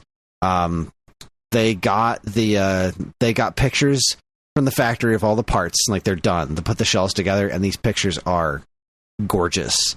Like, these things look really, really slick. I can't wait to see one in person. They're just working on the boxes, but it looks like if everything goes according to plan, Stone Age Gamer, it says for the Trog Tech update, it says, we've come to an agreement with Stone Age Gamer to handle fulfillment of all the Kickstarter orders since they are better set up to process these as quickly as possible. After receiving the shipment, they said they would expect to have all Kickstarter orders fulfilled within 1 to 2 weeks. So we are looking at, theoretically, barring any other disastrous delays, that we'll be able to get these things out to Kickstarters by late August or early September. That's awesome. It is awesome. It is dreadfully past due. But this is one of those... But that's not you guys. It's not us. It's just been a lot of thumb twiddling, waiting for the factory to finish doing the work. And that's been very unfortunate. Nothing could be done about that bit. Yeah. And at least they've been... Yeah. Correct me if I'm wrong. They've been pretty upfront and honest about what's going on. They have been. Right? They've been upfront and honest about it. They haven't been doing as many updates as I personally would have liked to do. Sure. But, the reason's always been like, there's nothing to say. Like, we have absolutely no new information. We're just waiting. We sent them an email and they said, we'll get back to you. Like, that's not a Kickstarter update. Right. And I don't know, I would have personally erred on the side of like, well, then I would have just said that. Like, I would have done at least once a month, since it's been so long overdue. But that's just me personally. I think they've been handling it just fine. I know they're more frustrated than anyone else. I can't imagine they're happy that this has taken this long. But it does look like the shells will be worth the wait. If these pictures are any indication, they are fucking stunning. But yeah, so that's a thing. That's an update that's happening, and that is what's new at Stone Age Gamer this week. Which means it is time to roll up our sleeves, because it's time for my favorite segment, your favorite segment, everyone's favorite segment. Strap in for Week Old News. Welcome to Week Old News, where we talk about all the news that was dramatic. New a week ago. I'm a very dramatic person. First story comes to us from IGN. Hundreds of stolen playdates worth $400,000 found after being hastily dumped at a local restaurant. I saw the part that stuck out to me was restaurant. Yeah, so Playdate tweets out a couple days ago on May 30th. May 30th. Did you hear the story about how $400,000 worth of Playdates were misdelivered by FedEx to a construction site near a warehouse, and then someone just stole them? Seriously. Well, guess what just got hastily dumped at a random restaurant this morning? Welcome back, stolen Playdates. What? Yeah, that's an awesome story. I'm glad they got That's them a great back. story. I'm glad that they got them back. That makes me happy. It is such a weird story. I would love to have one of these Playdate things someday. You know, I don't have the money, and I wouldn't use it very often, which is why I haven't bought one. But they're neat little things. It's just so damn silly. Right. It's so damn silly. Considerably less silly, though, this story comes to us from IGN. Geoff Keighley, well-known composer for games of the 80s and 90s, dies at 58. That is not old enough. That was pancreatic cancer. Yep. That's one of the ones. That's one of the ones. Let's not have that. That's one of the ones. And I think he was only diagnosed in like mid-May, early May, and then like 2 weeks later. That was it. According to Tim, Fallon passed away earlier this week while awaiting scans for a pancreatic cancer diagnosis on May 7th. Yeah, a month ago today when we're recording this. That's terrifying. But Spider-Man and X-Men, Terminator 2 Judgment Day, Yeah, he and his brother have both done some truly incredible game soundtracks. Yeah. Including, I don't think it was the brother that passed away. I think it's the one who's still with us. I think he's the one who did what I consider possibly the most underrated soundtrack on the Nintendo, which is Silver Surfer. Oh. No, Pictionary Silver Tim Surfer's Fallon? soundtrack is... Oh, yeah, Silver Surfer soundtrack is killer. Incredible. And yes, I think one of the Folans did Pictionary. Yeah, that's true. That's a big bummer. That's the fucking worst, man. It really sucks. is. Moving on, Nintendo Life reports Google employee reportedly tied to multiple Nintendo leaks. This is disgusting. I don't like leaks. Yeah. They piss me off, and apparently a lot of the Nintendo leaks that have been popping out all over the internet are from somebody who works at Google and just watched all their privated videos and then sent them out into the world. Cool. What a good dude. Yeah. Fucking gross. Just why you gotta yuck somebody's yum? Seriously, these people put time into trying to make these exciting announcements, and then you're gonna leak them out there so everybody can report on them and be like, here is the most boring way to find out this new information. Enjoy. Mwahaha. Yeah. Take all the fun out. Prick. 6 years worth of potential privacy and security issues, because this was not just Nintendo. This was... Oh, no. This is everybody. The database, which contains incidents from 2013 and 2018, reportedly details a case in which a Google employee had accessed several private Nintendo videos and leaked the contents of them online. According to 404 Media, an internal investigation into the report concluded that the activity was non-intentional. Okay. I mistakenly watched a bunch of videos that were private that were not mine. And then shared them with the rest of the world. Yes. Anyways. My bad. Go Nintendo reports, this is an interesting one, Mod Retro Chromatic, a pixel-accurate Game Boy cartridge-compatible portable revealed. I think this is this supposed to be like I don't know, somebody else's answer to the Analog Pocket, maybe? I think so.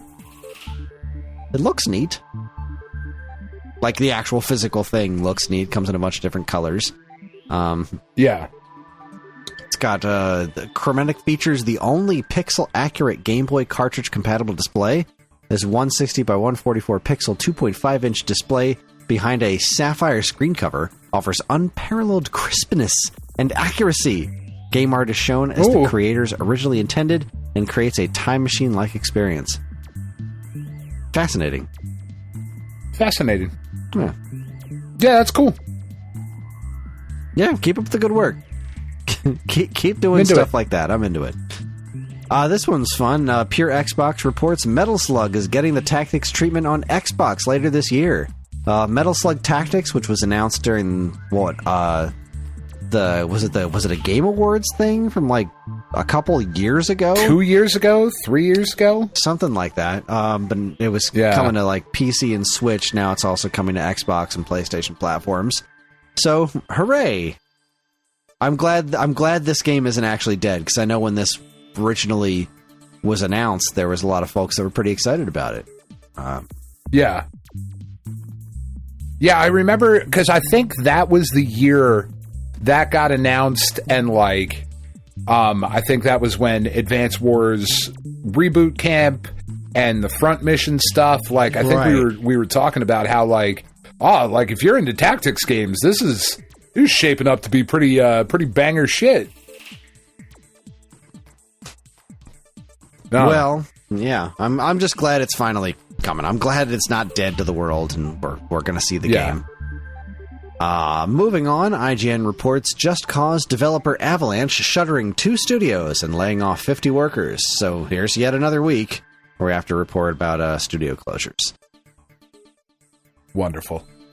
It says the decision is, quote, necessary to ensure a stable and sustainable future for the company. This has been we fucked up. Yeah, it's been a brutal time. We overextended ourselves, so we're going to make people pay for it. Not the people at the top who made the decision to overextend. No. Those guys are cool. Don't worry about them. They're fine. I try and never worry about them. I make a serious effort. I hate them. I hate them so much. Speaking of executives, Push Square reports it's a truly exciting time for PlayStation as new Sony CEOs take control. The PlayStation community is at the heart of everything we do. Yes. So let's see. Sony Interactive Entertainment CEOs on June 1st, Hideaki Nishino and Herman Hulst have issued a joint statement on the company's website. So there you go. PlayStation's got some new bosses in town, and they look like businessmen. They really do. Herman Hulst has been there for a while, though. Oh, yeah? He's a promotion? That's cool. Yeah, I believe he's been there for... Yeah, I'm pretty sure he's been there for, like, quite some time. Well, that's something. Yeah.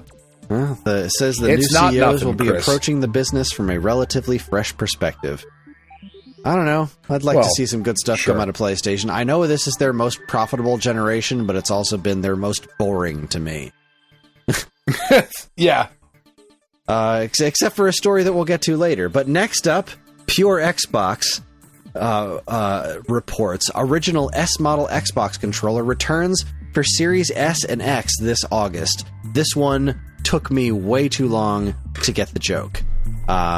This is a new wireless version of the Xbox S-type controller.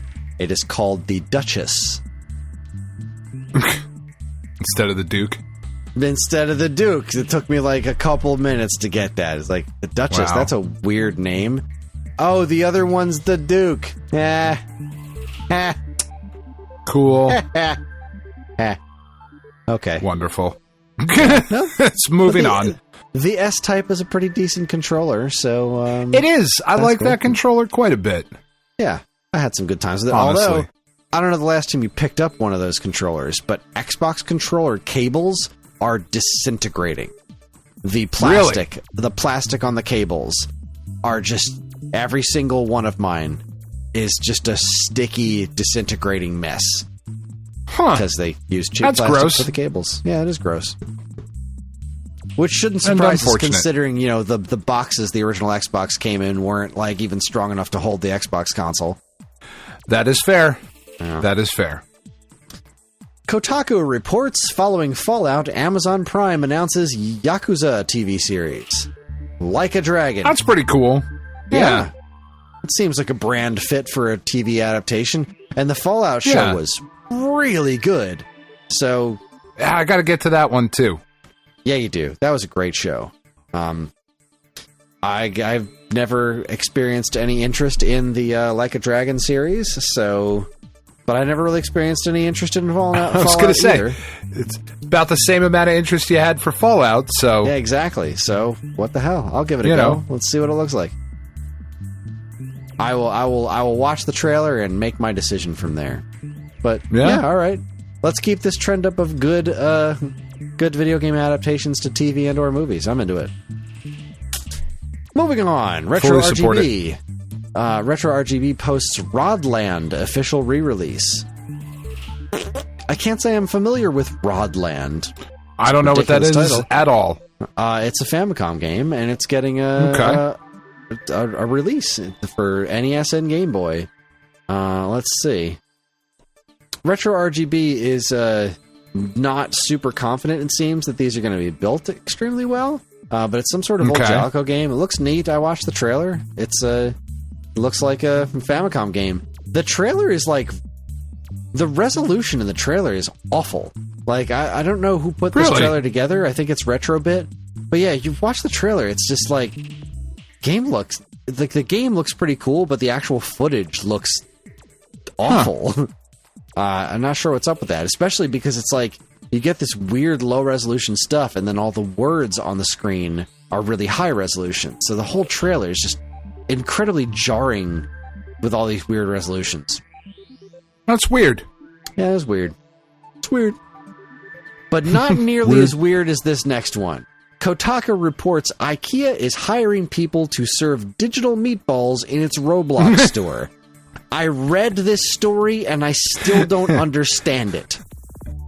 Apparently there's an IKEA store in Roblox. So I don't buy fake IKEA furniture and build it in Roblox? What and what good does meatball? You can't eat digital food.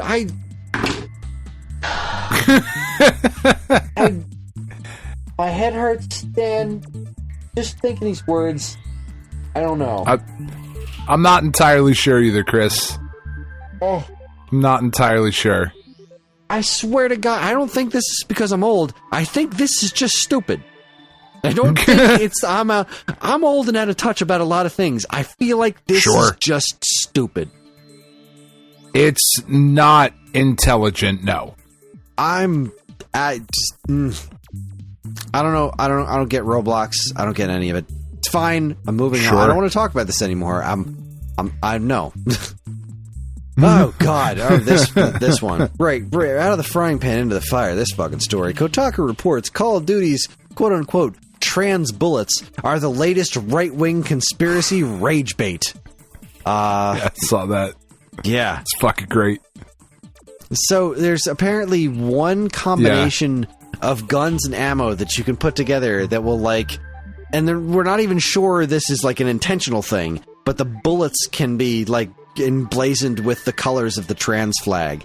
And the worst people on the internet are because of all these trans shootings lately, this game is literally training trans people to become terrorists. That's right, they are.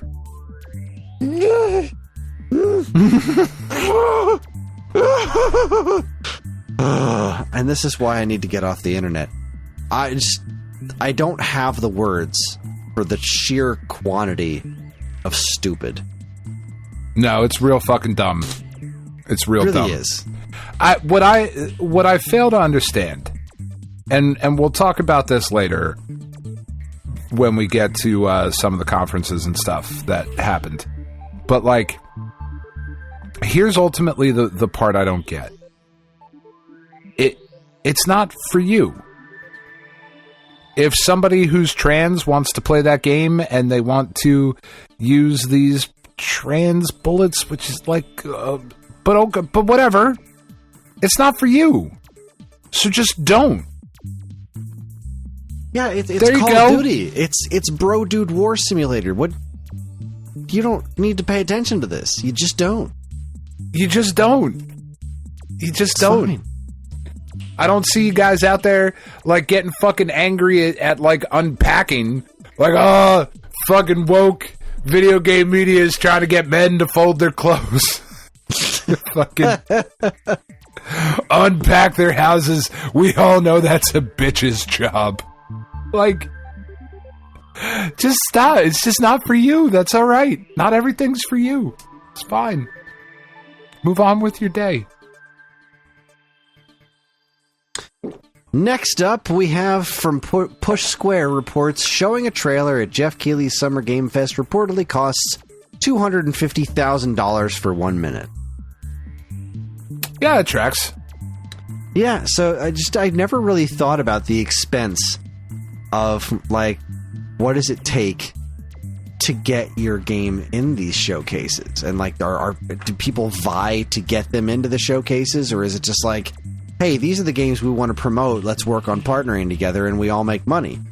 But I was seeing lots of comments and things related to this from people who work at these indie companies are like, yeah, we couldn't even pretend to afford to get on a show like this. Yeah. So that's just out of there. I don't think that's all that surprising. No. Though, like, considering, yeah, and not to defend Geoff here or anything, but they do need to pay for the venue and pay for the people that are working there and pay for the bands. Like, it's not exactly like they're not just doing this for free. There's a way to do it that wouldn't cost nearly as much money, but he's trying to make a thing. You know? He is. It's okay.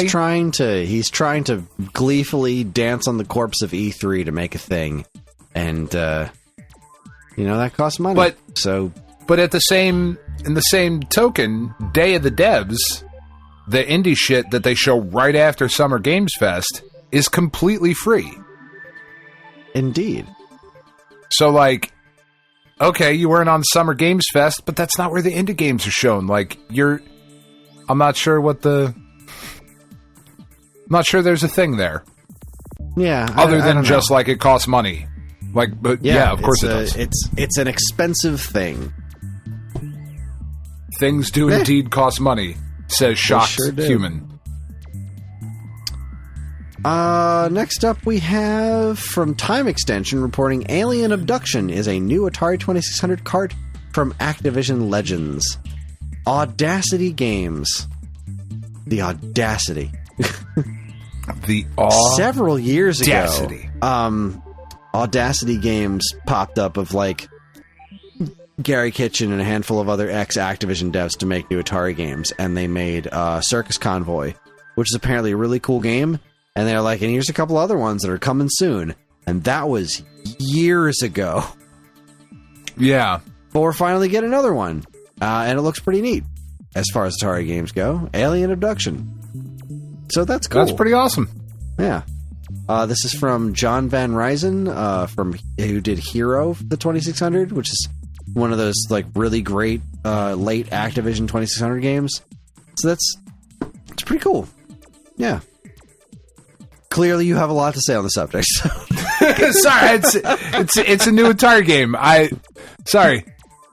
Yeah, no, that's fine. Zoned out there for a second. Sorry. My bad. Next up, sorry, just give me a second here to bask in this one.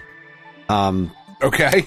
Earlier today, I received this is a first-hand one. This is me reporting news. I received an email that my beloved Hatch Tales, my Chicken Wiggle. Oh, that's right. It's been delayed again. Shock of shocks. Imagine my surprise. It's been delayed until August 23rd, we think. I mean, who knows, really? Sure. No, apparently, definitely. On June 21st, when the release date was supposed to be this time, they're going to do some sort of deep dive video showing off all the amazing new things involved. As you can imagine, the Kickstarter backers are thrilled with this news and have been posting their comments in kind, knowing full well that nobody at a TUI is going to read any of that stuff. No, they're not. No, they don't care. They really don't. I cannot shake the feeling that this all could have been avoided had they just made the game that they had said they were going to make in the first place. Yeah, that seems like a way to have done it. You know, that could have been in and out, done. Yeah, it seems. Well, I mean, you see, Chris, you just don't get it, though. It's just not that simple. Because you're not a dev, obviously. So, it's okay. Yeah. But Jules Watcham is that guy. Just don't fucking Jimmy me, Jules. All right? This thing's going to come out by the time Switch 2 is out. It's going to be a Switch 2 launch title. That's what the next delay is going to be like. We've delayed the game because we want to be first on Switch 2. Because that's the best place to play whatever the fuck this is that we've come up with that you didn't want. This game, at this point, has to be as good as, like, Super Metroid. Like, that's or the beyond kind Good of and Evil 2.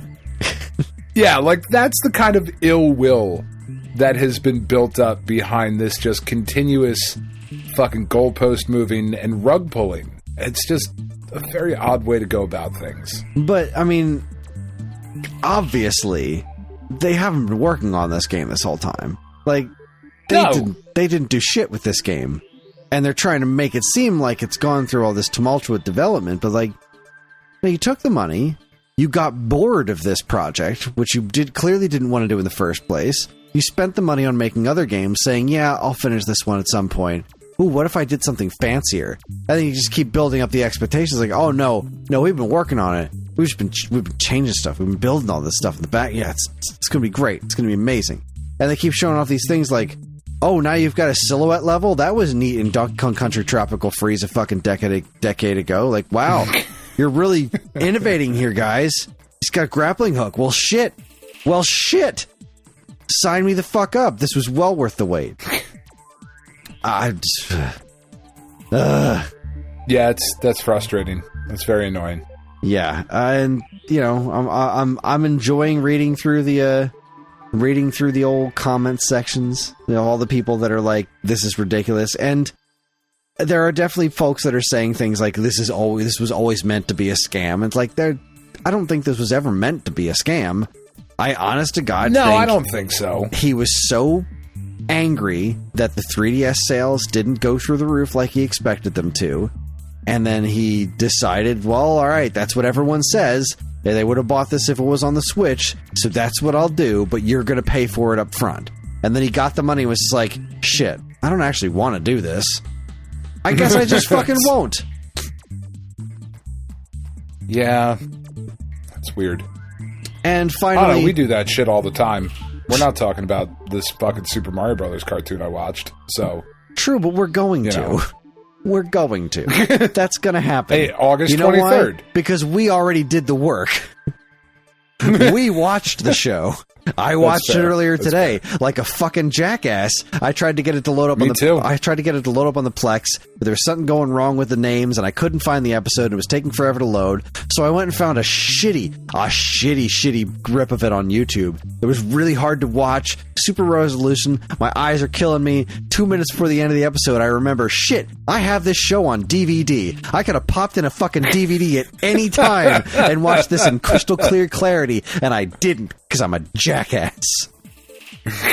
I mean, you didn't miss much, Chris. Didn't I, though? Anyway. I really wanted to see just how the hideous details on the Koopa Kids. We'll save it for the show. We're gonna have that conversation when Dean's here because I want to hear his suffering too. We'll have that conversation when Hatch Tales comes out. Yes, we will. And last but not least, just because I have to touch on the drama, our good friend Smushy Geoff, which is what I'm calling him, again because he absolutely Google searches his name. Has added Jason Schreier to the Kotaku Detected website. Oh, and there's a website.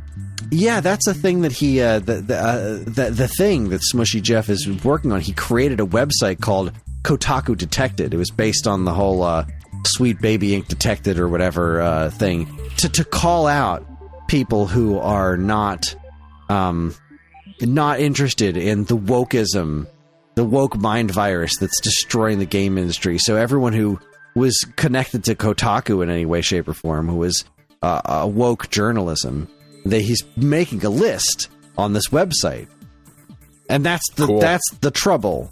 He's literally making a hit list, with people's information that's publicly available and their transgressions listed underneath them. As he has so decided? As he has so decided. And it is, it's really something. So Jason Schreier, earlier this week posted, something because he works for Bloomberg now, I want to say, did some actual journalism and, put together this, this God article. Forbid. I know, actual journalism, which he tends to do. And the critics at this particular moment in time don't so much. Posted an article about the failure of what was it? The Suicide Squad game. So this thing failed for a number of reasons, and when it was pretty obvious ones. When it was posted on Twitter, somebody replied, "Not one." So this is user Justin NC. "Not one mention of the woke tone turning off fans or SBI influence? Really, Jason?" To which Jason responded, "This article is about what actually happened." Oh, boy. To continue, the response was, right, so it didn't have any effect on development behind the scenes, hiring practices, or turning off millions of fans. Do you not remember this game is what kicked off the SBI drama to begin with? Not to even mention, it is negligent, absent journalism, dishonestly so. To which Jason replied, "I asked 24 people who worked on the game what went wrong, and not a single one mentioned the words sweet baby. You are chasing angry hallucinations created by grifters who make money off your rage." Yeah. This exchange has gotten him on to Smushy Geoff's hit list as a woke... Well, sure. A woke journalist. Let's see. Let me find the actual... I want to see how he wrote up his transgression on here. Just got to find it, which means going through here. There we go. Latest addition to his Kotaku Detected site. Intentionally misled readers about why Suicide Squad failed by leaving out any mention of SBI. When questioned, he dismissed any concerns as, quote, angry hallucinations and rage clicks. Yeah. It's what they are. I'm failing to see how a game where the bad guys go around murdering the heroes is woke. What about that is woke? Harley Quinn's a lesbian, if not bisexual, as a character. And one of the other characters is a fucking crocodile! Or shark! Or whatever the fuck he is. Stop it! It also appears that he has already made a new YouTube video about useless journos. Like, the entire thing is this rage bait grift. It's so gross, and I'm done talking about it. I really didn't want to talk about it much in the first place, but it seems it is an important thing that is happening in the world of video games right now. That the bottom just keeps going lower and lower. And it's a shark, Chris. It's dark. It's dark and it's he's sad. A and fucking it makes me sad. Shark. And with that, he's a. God damn it! That wraps up week old news. There we go. Not a lot of great news this week. No, is there ever? Well, yeah, we're going to be talking about a bunch of cool stuff because after the break, we're going to do some recaps on the various expos and directs and things that have happened in the last 7 days since our previous episode. And there's some pretty interesting stuff to talk about. So, hang out, get yourself a drink, a little snack, listen to some commercials, and you're listening to the Stone Age Gamer podcast from Geekade.com. Please, kindly, stick around.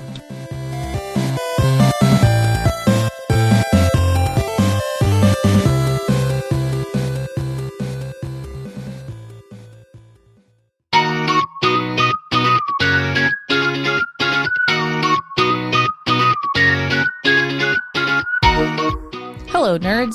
This is Angie from this week's episode. I'm here to ask you a question. How do you feel when you go to a comic shop and you pick up a new book and then you try to read it and you have no idea what's going on in the series? It's annoying, right? Well, I'm here to tell you Tales of Cape Fear is nothing like that. We are a locally made, locally owned comic book anthology, and right now we are running a Kickstarter campaign for our 5th installment. This project has been an entirely volunteer-based project made with love, dedication, and a whole lot of tears, but mostly joy, and we'd love to have you back this project. So please feel free to check the show notes, check out this Kickstarter, and share with your friends. Even if you don't back, sharing means everything. Sharing is caring.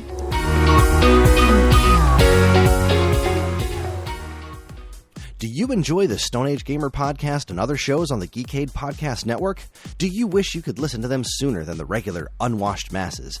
Do you wish you could contribute in some way? Well, then you should check out the Geekade Patreon. Yes, the Geekade Patreon is a wonderful and very much appreciated way for you to help us pay the bills and keep our shows running week after week. As a Geekade patron, you'll get a monthly podcast topic schedule and early access to nearly every show on the Geekade Podcast Network, as well as access to a patron-exclusive monthly show called DC's Amazing Movie Time from the creators of the Weekend Rental podcast. So head on over to patreon.com/Geekade and become a loved and appreciated member of the Geekade Patreon team and get early access to shows like the Stone Age Gamer podcast, this week's episode, Turning Tracks, and a whole lot more. See you there. Hey there, Stone Age Gamer fans. Are you also fans of Star Trek? Well, maybe you'd like to listen to yet another podcast, maybe yet another Star Trek podcast. You see, me and my friend Majid, every other week, we talk about the original series, we talk about Strange New Worlds, we talk about Star Trek. We have a third friend, Brad, who's sometimes here, but he hasn't been. I don't know why. So come on over and listen to our show, Yet Another Star Trek Podcast, at yetanotherstpod.com or wherever you get your podcasts.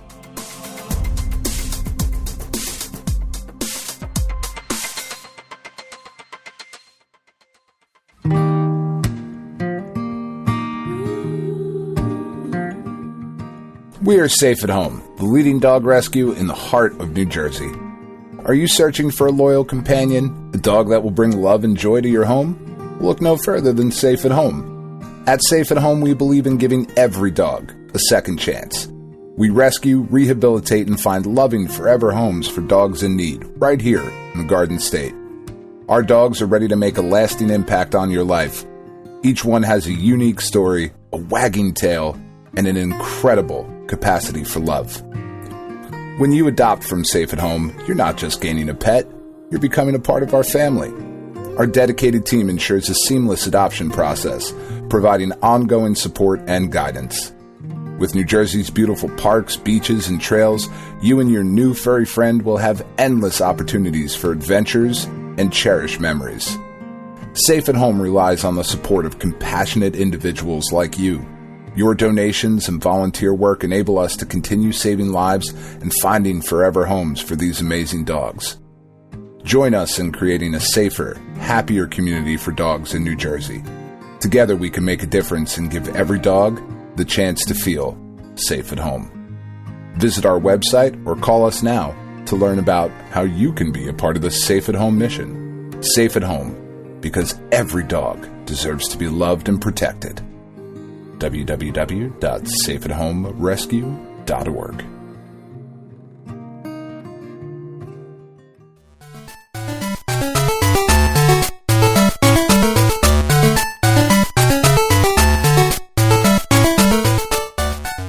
Okay, we are back. We have returned, and it is time to talk about not E3. This really kind of worked out because we would just be doing week-old news for a fucking hour, and then we still have a cartoon to talk about. And that's just not going to work for us. So we're going to go through, talk about the various showcases that happened this week, of which there were 1, 2, 3, 4, 5, 6, 7. 7 this week. And we're going to start... watched 2 because I wasn't prepared to talk about this week. I thought that is okay. I don't think you missed a whole lot. There's some interesting stuff here. There's some not so interesting stuff here. First things first, there's the OT Games Expo 2024. This is a company that we talked about last year. OTK, I think, stands for One True King. This showcase was 4 hours long. Oh, boy. That's a lot. That's a lot of hours. Yeah, it was a lot of hours. I'm trying to remember what was even showcased in this one. There was a lot of stuff. Well, here's something that I have an issue with. Okay. I just went to the OTKGamesExpo.com because I didn't watch this. It says showcasing 30-plus video game studios and genres with the OTK crew. Cool. So I start scrolling down. Where to watch. Expo has ended. There's a little video. Doesn't look like I can click on it. There's Cash App, a bunch of different ads. The 2023 Games Expo is down there at the bottom. There's a list of pictures, our favorite moments from last year. So on the front page of their OTK Games Expo, there's literally no information about the games that were presented this year.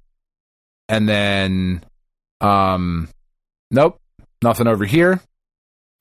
And click at other different links. Maybe if I click on the 2024. Oh, there we go. Okay. So you have to go to past game expos to look at different things that have been, that were talked about.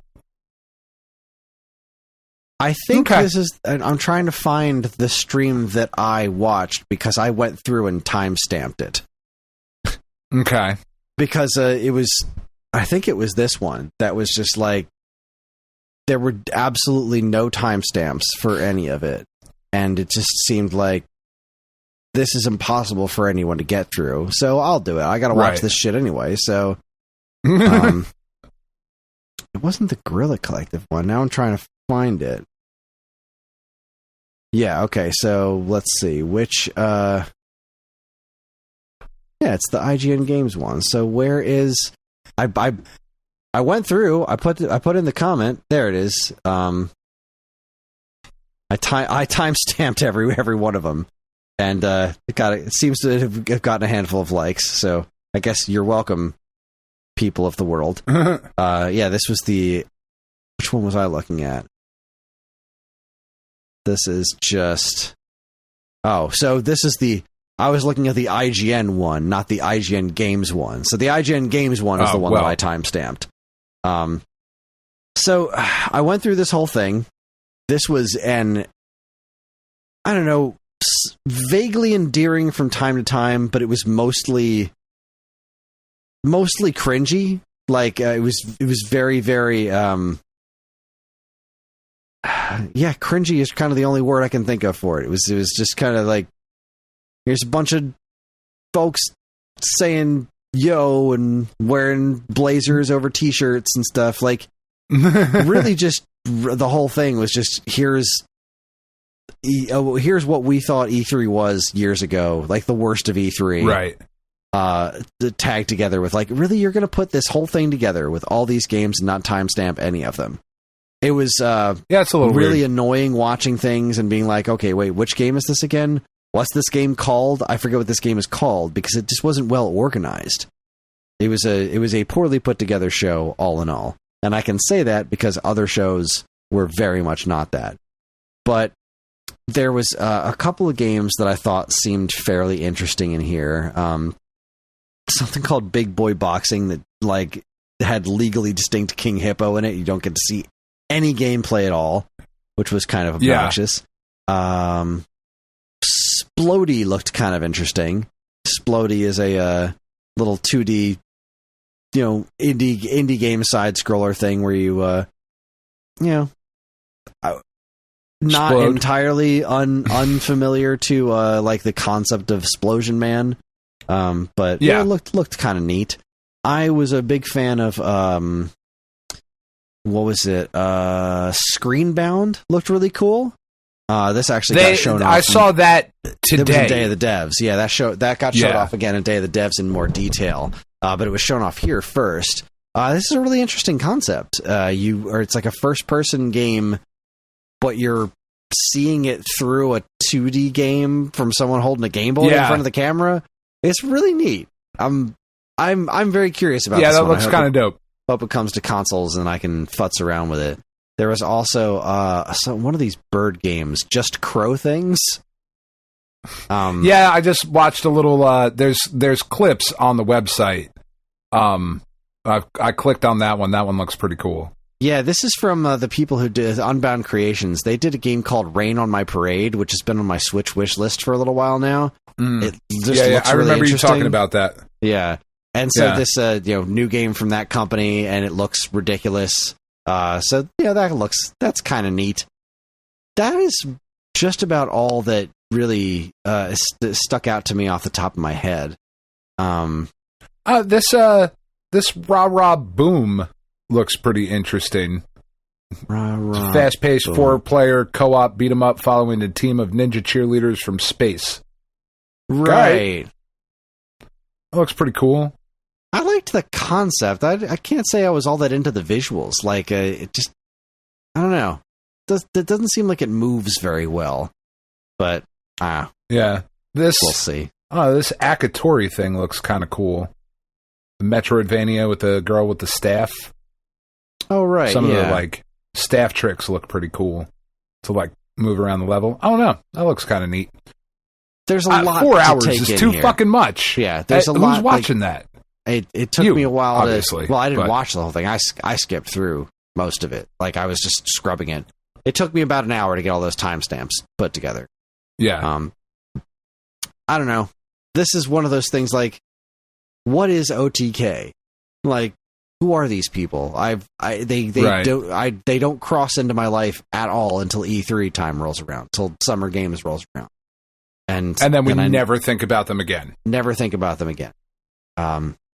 I don't understand who they are and what their purpose is, but this whole presentation could have used work. Like, aim for some more quality over quantity here, fellas. Yeah.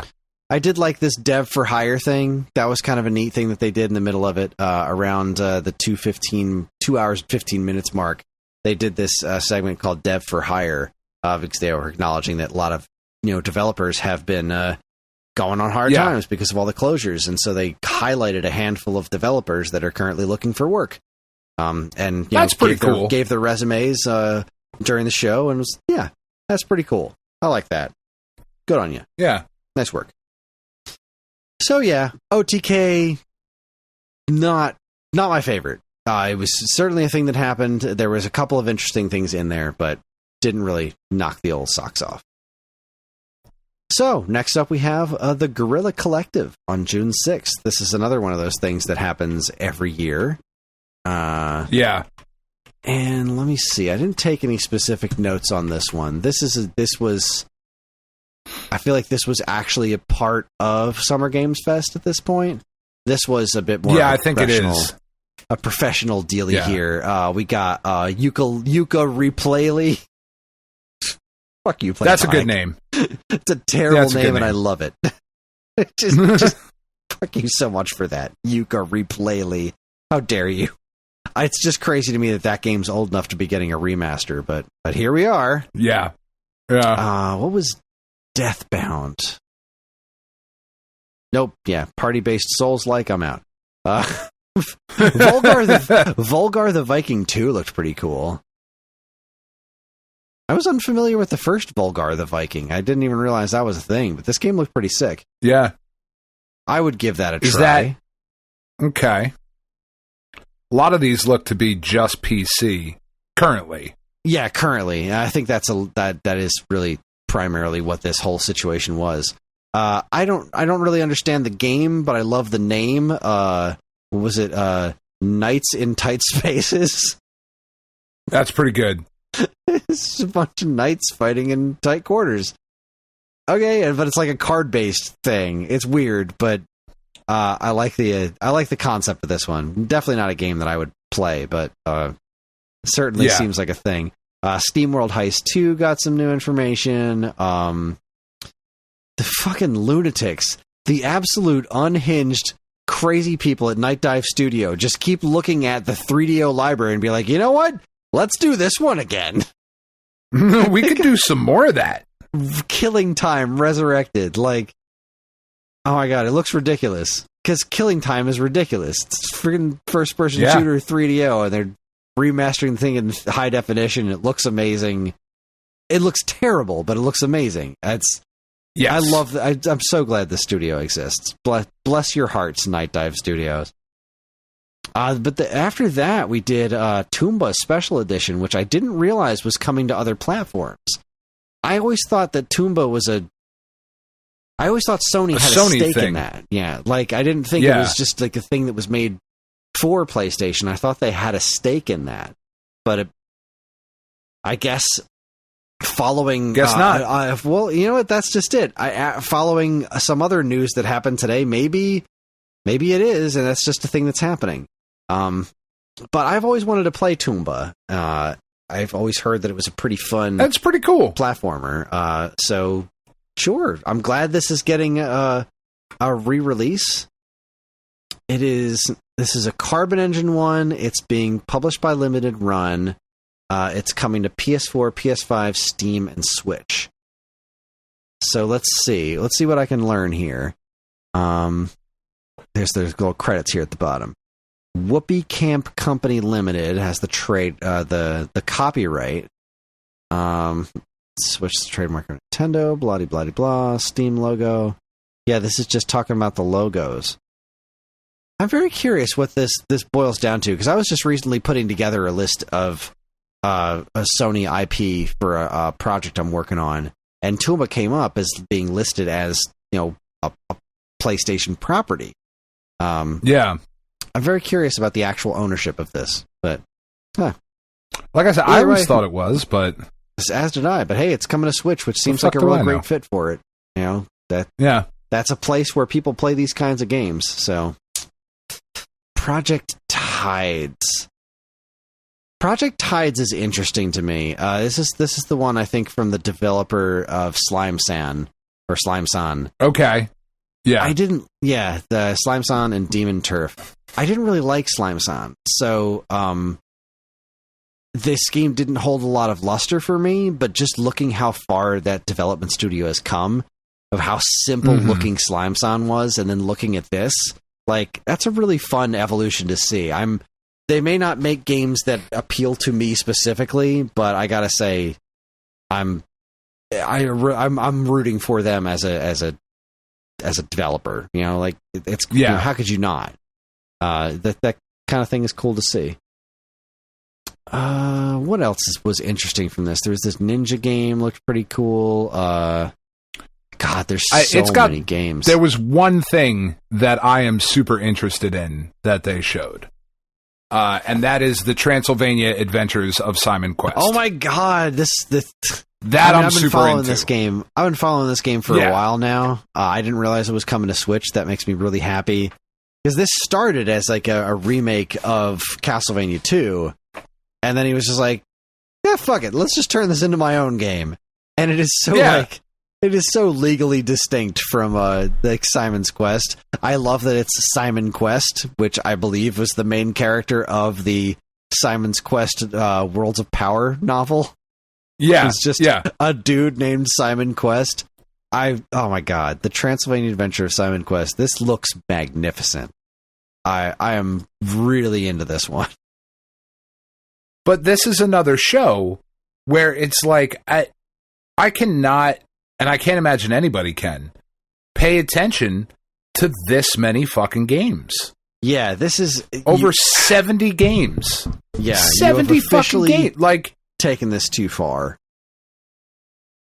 That's like nuts. You've got to, I understand you want to give as many games as possible a spotlight, but when you do this much, you're not giving any of them a spotlight, right? Because who can have a spotlight in a 3-hour video? You just can't.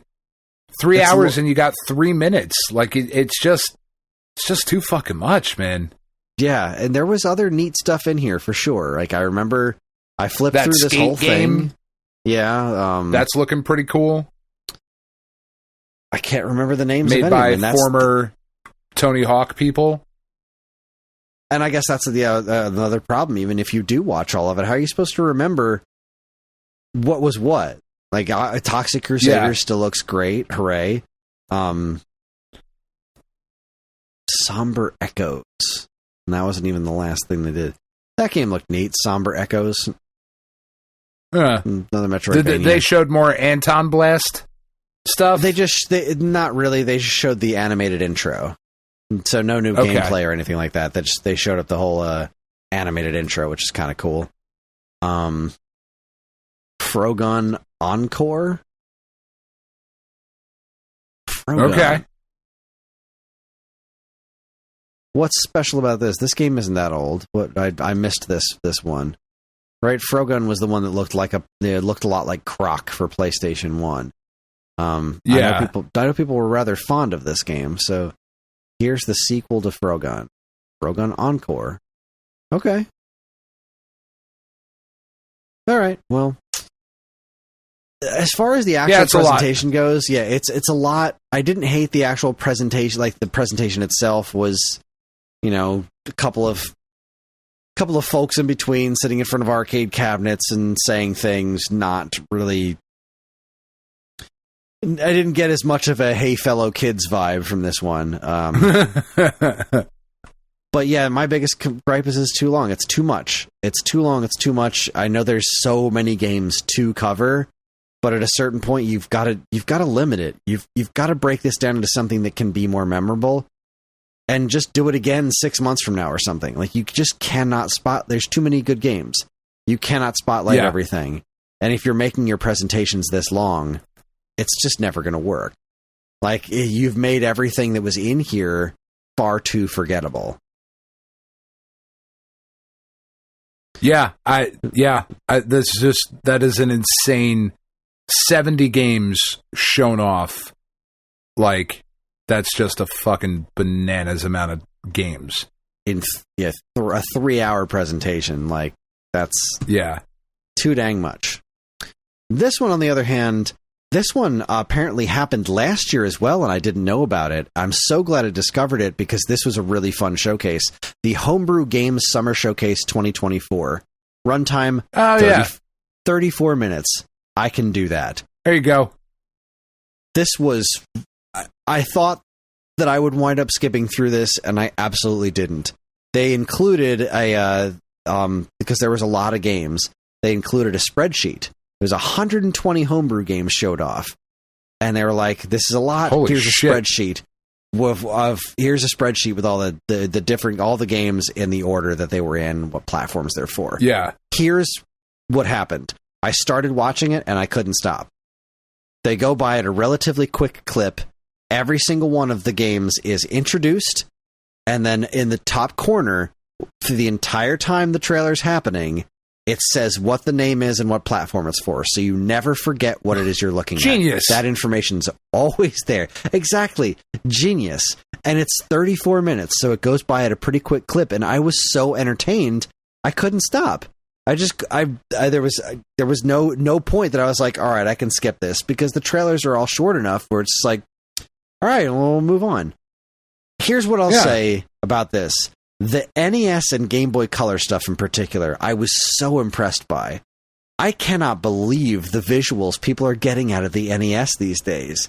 Like, the first game on this list, Former Dawn, is like, it's so crazy that this is an NES game. Looking at the way this animates and how the colors all come together, like, this is freaking wild. People are doing some really incredible shit with Homebrew. Yeah, there's a lot of really fun, like, there's definitely a handful of Homebrew stuff you look at and be like, so you put Dr. Mario on Game Gear, got it. Or this is Bomberman. This is your take on Bomberman, got it. But there was other stuff that just all looked really interesting with really crazy graphics. There was one Virtual Boy game in there that looked really cool. It was a racing game. Couple of Super Nintendo, handful of Genesis, some Lynx, some ColecoVision. Like, they were really all over the map. Like, there was stuff on tons of different platforms in this. And it was a really entertaining showcase. And the Homebrew community, I think, is a really interesting one. Obviously, indie devs are their own thing, but I feel like Homebrew is just like, there are a lot of what am I thinking of here? Sorry, throat was getting dry from all that talking. There was one of the showcases. What was the last one we just talked about? There was the OTK one that was all those indie games. So many of the games during that showcase seemed like the entire purpose of them was, I want to make a video game. And then, like, that was the inspiration. I want to make a game. Here's something I like. I'm going to make my take on that. Here's my version of this. Whereas that's not enough. That's one of the reasons so many of the games in the OTK Games Expo felt so forgettable, is because so many of them seemed derivative, and so many of them seemed to come from a position of, I want to make a game. I want to make this game. I want to make a game. And then this is what they came up with. Doesn't much matter what the game is. Yeah, just I want to be a game developer, so I want to make a game. That's what it feels like to me. I can't say for sure that's what it is. I'm not these people. I don't know their stories, but that's what it came off as. Whereas the Homebrew, every single one of them was like, I have an idea. Because if you're going to make a Homebrew game for an existing system, you've got to be kind of nuts. Then you wind up with stuff like Seesaw Space Security Squad for Genesis, which is like Space Invaders on a seesaw, which is fucking ridiculous. I love it. No, that tracks. I wish I could remember, what's this one? This robot, Fall from Space for Game Boy and Game Boy Color. That one was really cool. A lot of them looked kind of bland and boring to me, but just because they're not my style of game. This Discrete Orange game for Game Boy Advance looks really weird.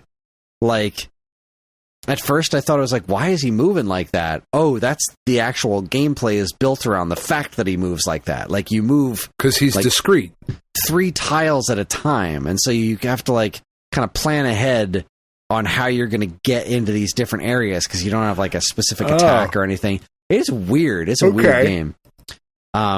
And what was the last one? I feel like the last game they showed off was Phantom Gear for Sega Genesis. This game looks sick. This game looks really freaking cool, and I hope it winds up getting ported to other modern platforms other than Genesis, because this game looks ridiculously cool. That one, I think we've talked about that one before. That sounds relatively familiar. Maybe it got brought up in the Discord at some point. I don't know. Yeah. All I know is that the trailer for this one. It's really not a good sign, away. Chris. Oh, I'm sorry. I'm working on it. I'm trying. Yeah, that one kind of knocked my socks off. This was a really fun presentation. I really liked the way this was put together. That it was only a half an hour. The fact that it was a ton of games was fine because there was a spreadsheet and the games were listed on the screen the entire time. Yeah, that was a good one. Homebrew Games Summer Showcase 2024. I'm sad I missed it last year. I will not be missing it again. Nice. Then we had June 7th. That was today. Started with earlier this morning, we got the Accessibility Showcase, which they've been doing those for a couple of years now. Yeah.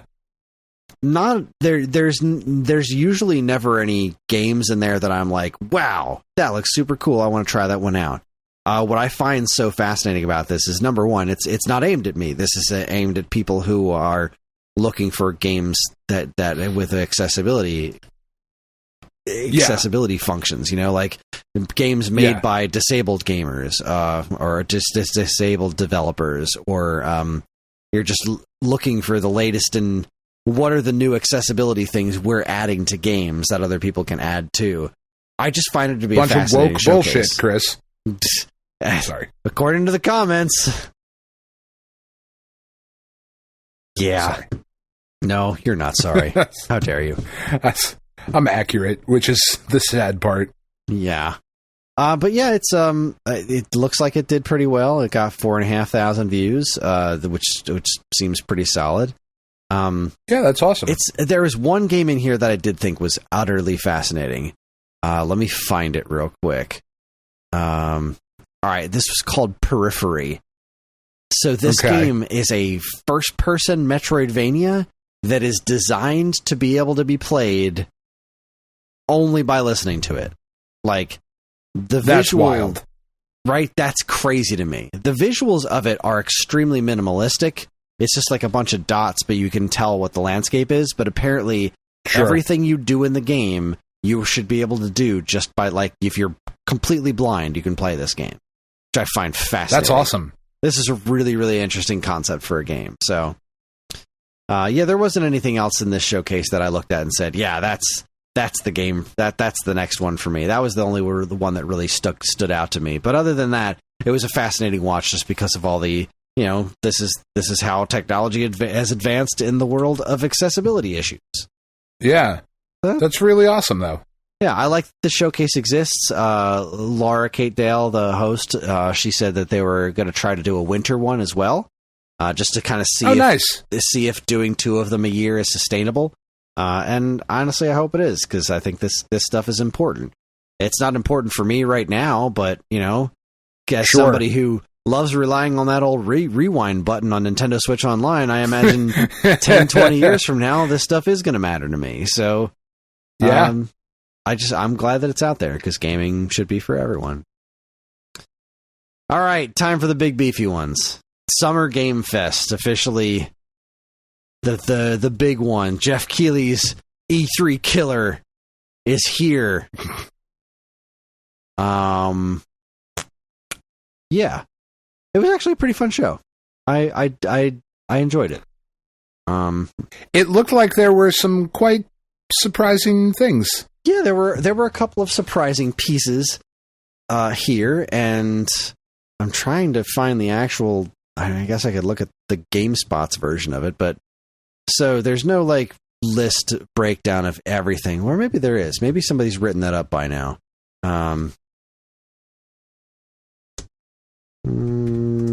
Recap. Let's see. Digital trends. Everything announced at Summer Game Fest 2024. So, the first one on this list here was a shock to me. Sony announces Lego Horizon Adventures, which in and of itself looks fucking awesome. That is a very strange property to be making a Lego game out of, but you do you. But back to what we were talking about, Toomba, this is coming out on Switch. Yeah. Why not? Weird. Well, because it's a PlayStation game. It's Horizon. That's what's weird about it. But here we are. Like, yeah, we understood that MLB The Show was a thing, and that was a very specific situation, right? This is a Lego Horizon game, which is, in and of itself is completely bizarre, but the fact that it's coming to Switch, like, this is a full-on PlayStation property that... Yeah. I think it's pretty cool. I do. I think it's incredibly cool. I was seeing a couple of interesting reactions to this, that the Switch ecosystem is so attractive right now that even PlayStation is looking at it and being like, yeah, we can sell games there. but Nintendo will absolutely not be putting their games on other platforms. Can you imagine? One day.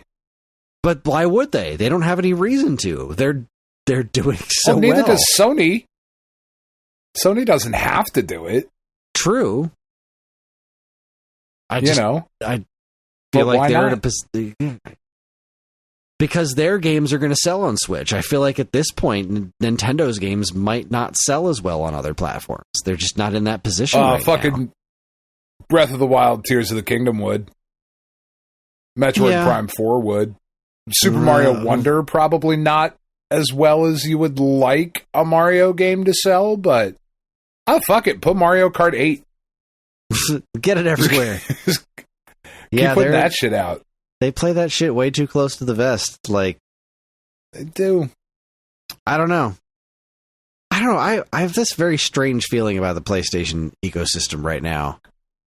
I know it's making a lot of money, but I just don't know on what. Yeah, I mean, it's had some pretty huge titles, right? Like, I know that this generation has not been the most exciting generation for Mostly PlayStation. because most of the biggest games are also still on PS4. Yeah, There's still that's PS4 really games. the thing. We're years into PS5, and there still isn't like a lot of reason to update from the PS4. Yeah, there still isn't. Really not. There's really not, unfortunately. But like God of War Ragnarok, pretty huge fucking deal. Spider-Man 2, pretty big fucking deal. Last of Us 2, like pretty big deal. Also all available on PlayStation 4. So, It's very strange. Then we got the announcement of Civilization 7. Again, I've never been a Civ person, but this is coming out on fucking everything. PC, PS4, PS5, Xbox One, Xbox Series S and X, and Nintendo Switch in 2025. So yay, Sid Meier's Civilization. Keep making those games. Blumhouse is becoming a game publisher. Wow. Alan Hold on. Wake. Sorry. Time out real quick. I don't know how entirely accurate this is. But let me just... Okay, so I will take off Spider-Man 2. Astrobot coming out in 2024. Astro's Playroom. Dark Pictures Switchback VR. Demon Souls 2020. Destruction All-Stars. Final Fantasy VII Rebirth. Horizon Call of the Mountain. Marvel's Wolverine, which is not out yet. Quantum Error, which I don't know what that is. Rise of the Ronin. Silent Hill The Short Message. Spider-Man 2 and Stellar Blade. Those are the games that are only available on PlayStation 5. Wow. That's not a lot. No. 5 years into the system.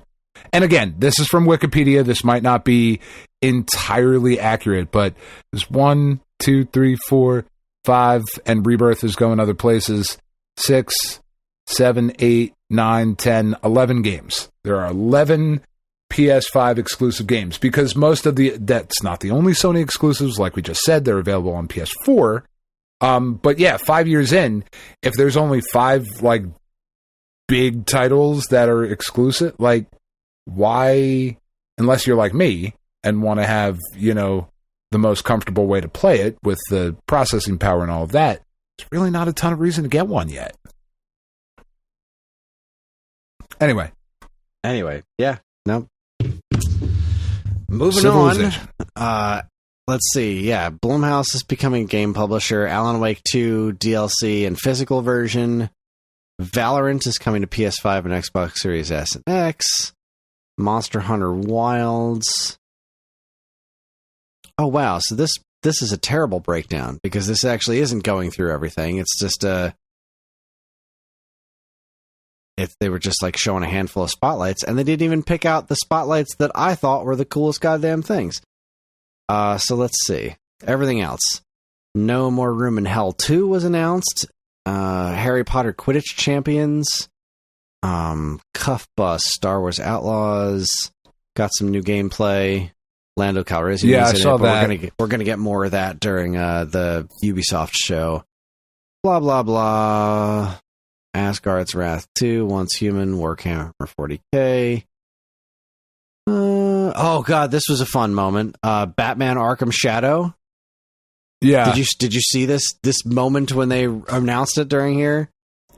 No, I just pulled it up. So What happened?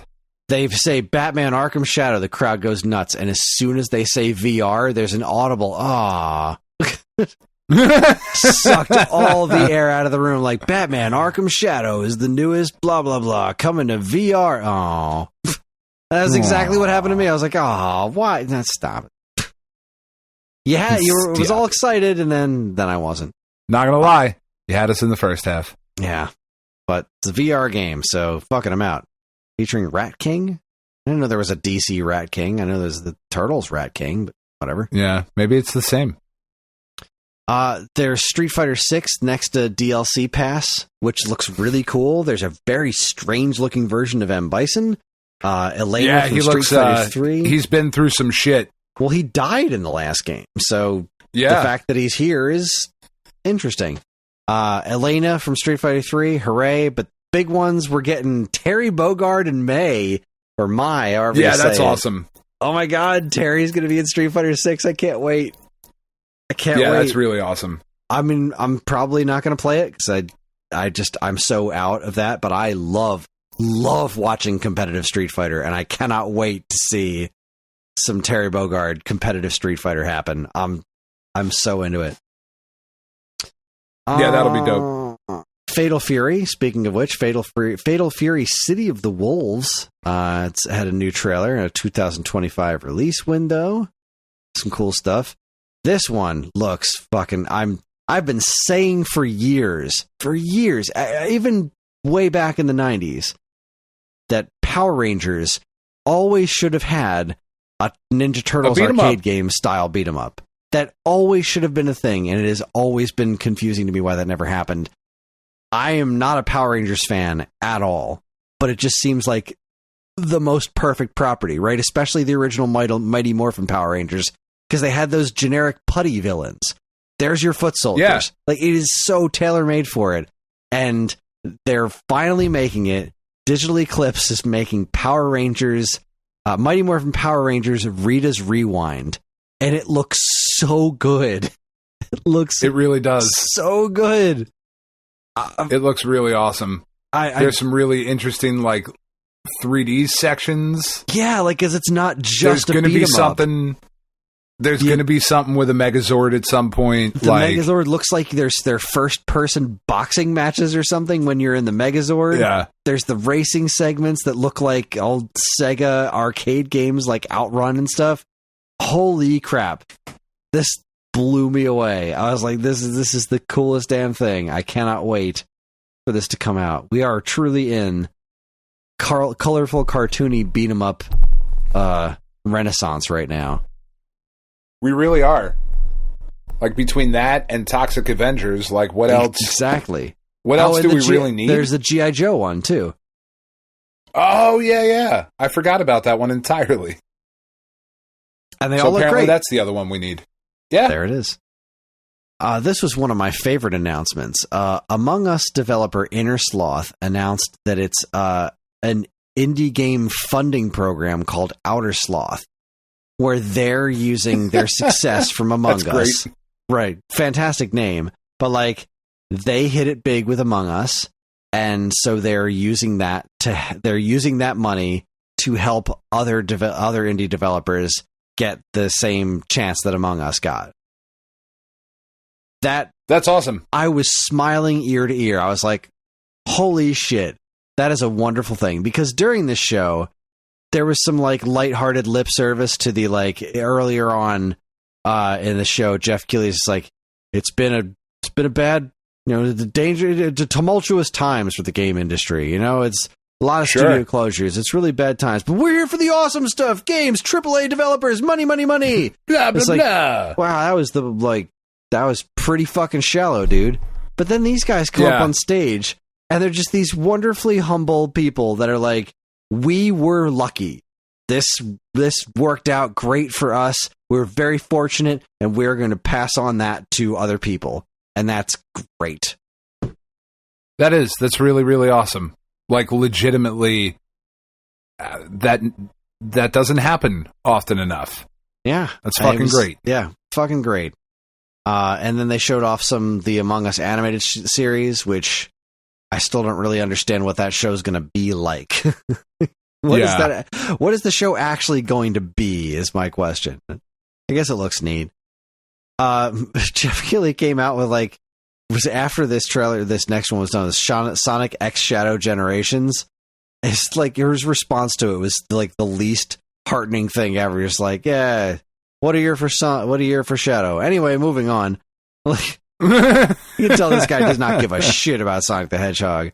But I still don't really understand this game because I didn't play Sonic Generations. Like, is this just a re-release of Sonic Generations with Shadow content added to it?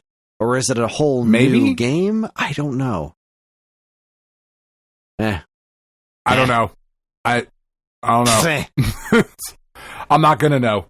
It's not for me. Neither. Exactly. I'm trying to think of anything else in here that really...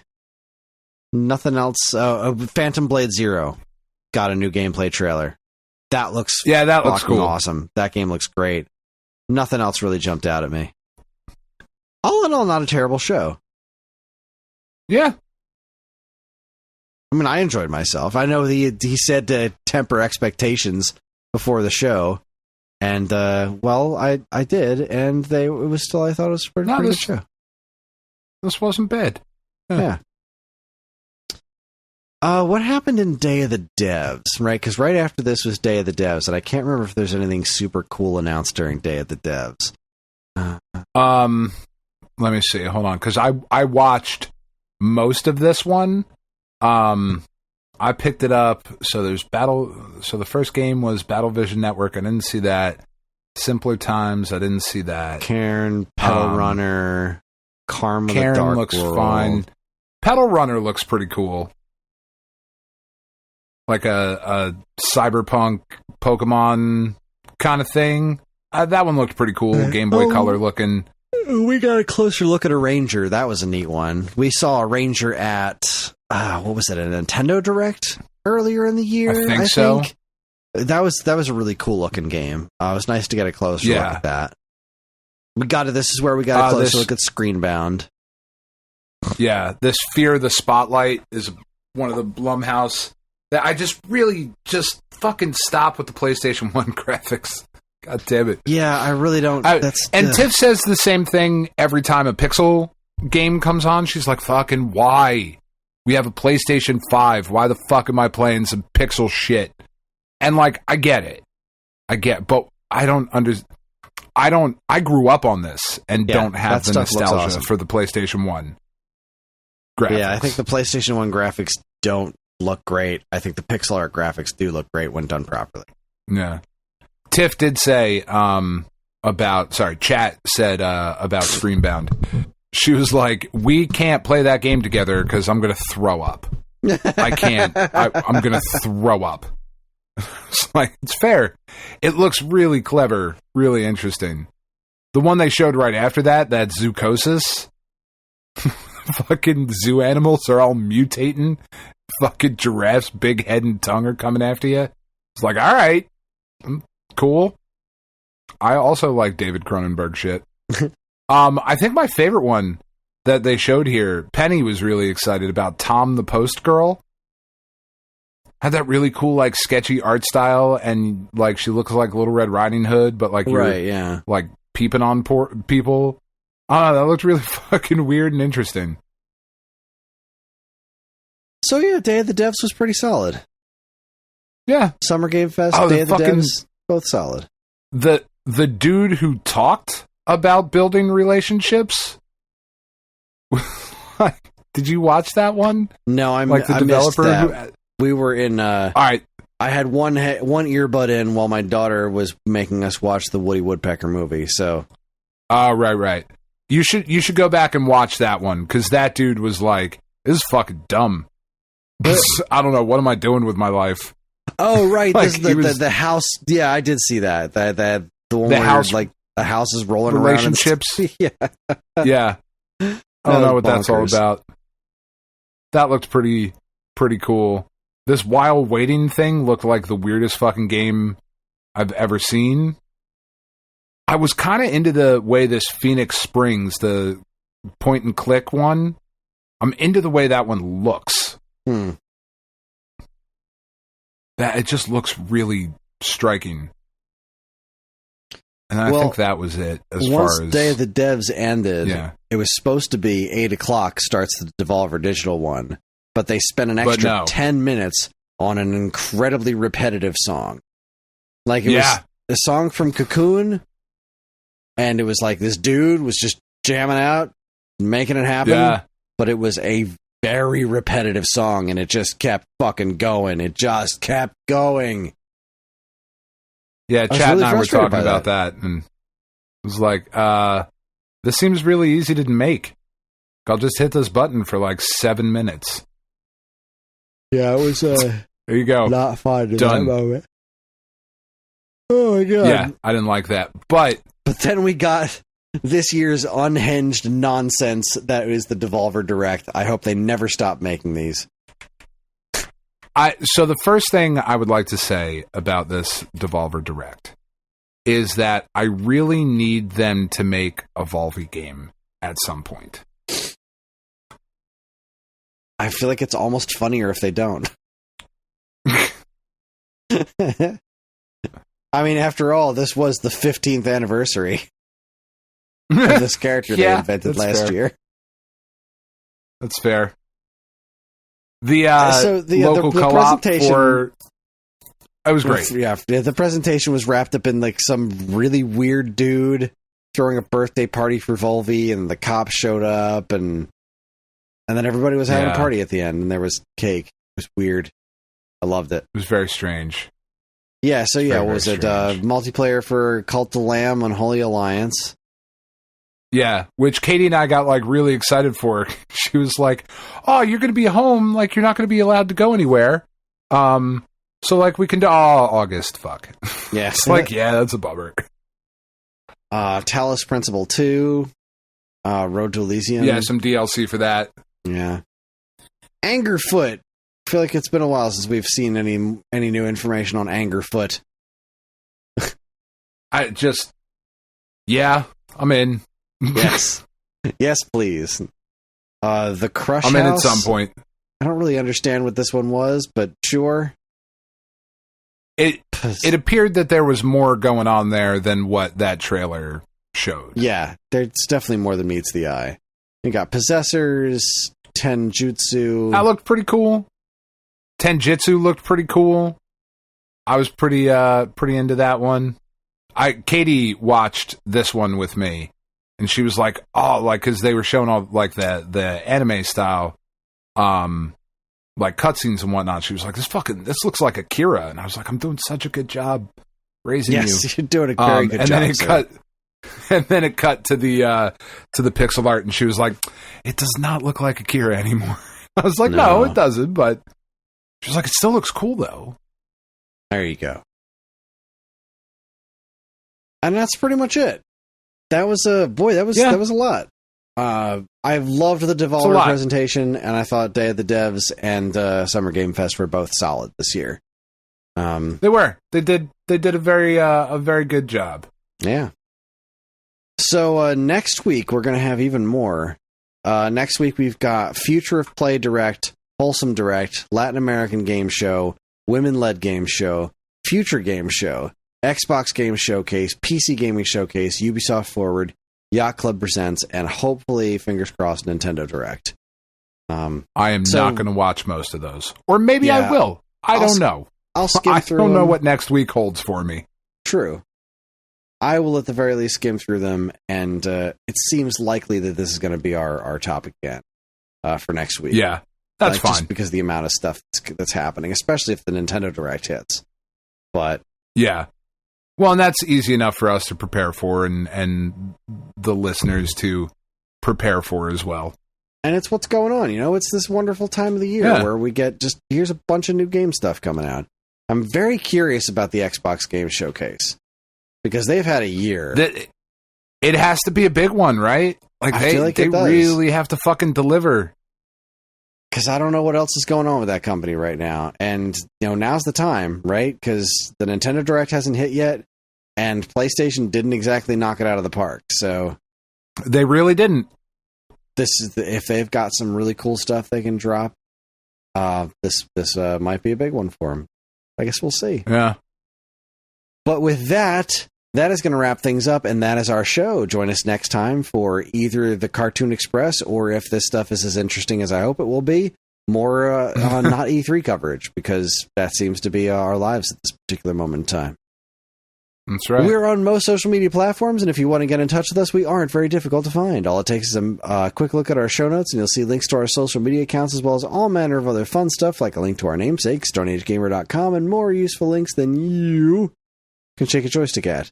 If you'd like to get early access to this show's episodes, as well as a bevy of other shows on the Geekade Podcast Network, check out our Patreon, also linked to in the show notes. It helps keep this show running week after week, and all our patrons are loved and appreciated. This show's theme song, Squared Roots, was written by banjo guy Ali. You can learn all about his wonderful music and more by following the link to his YouTube channel, also in the show notes. And finally, as always, we'd like to thank our intrepid editor, Evan, for making the show listenable for all you folks, and we'd like to thank all you folks for listening in the first place. That is it, everybody. On behalf of Dan and myself, go the fuck to bed. And keep playing games. But bed first.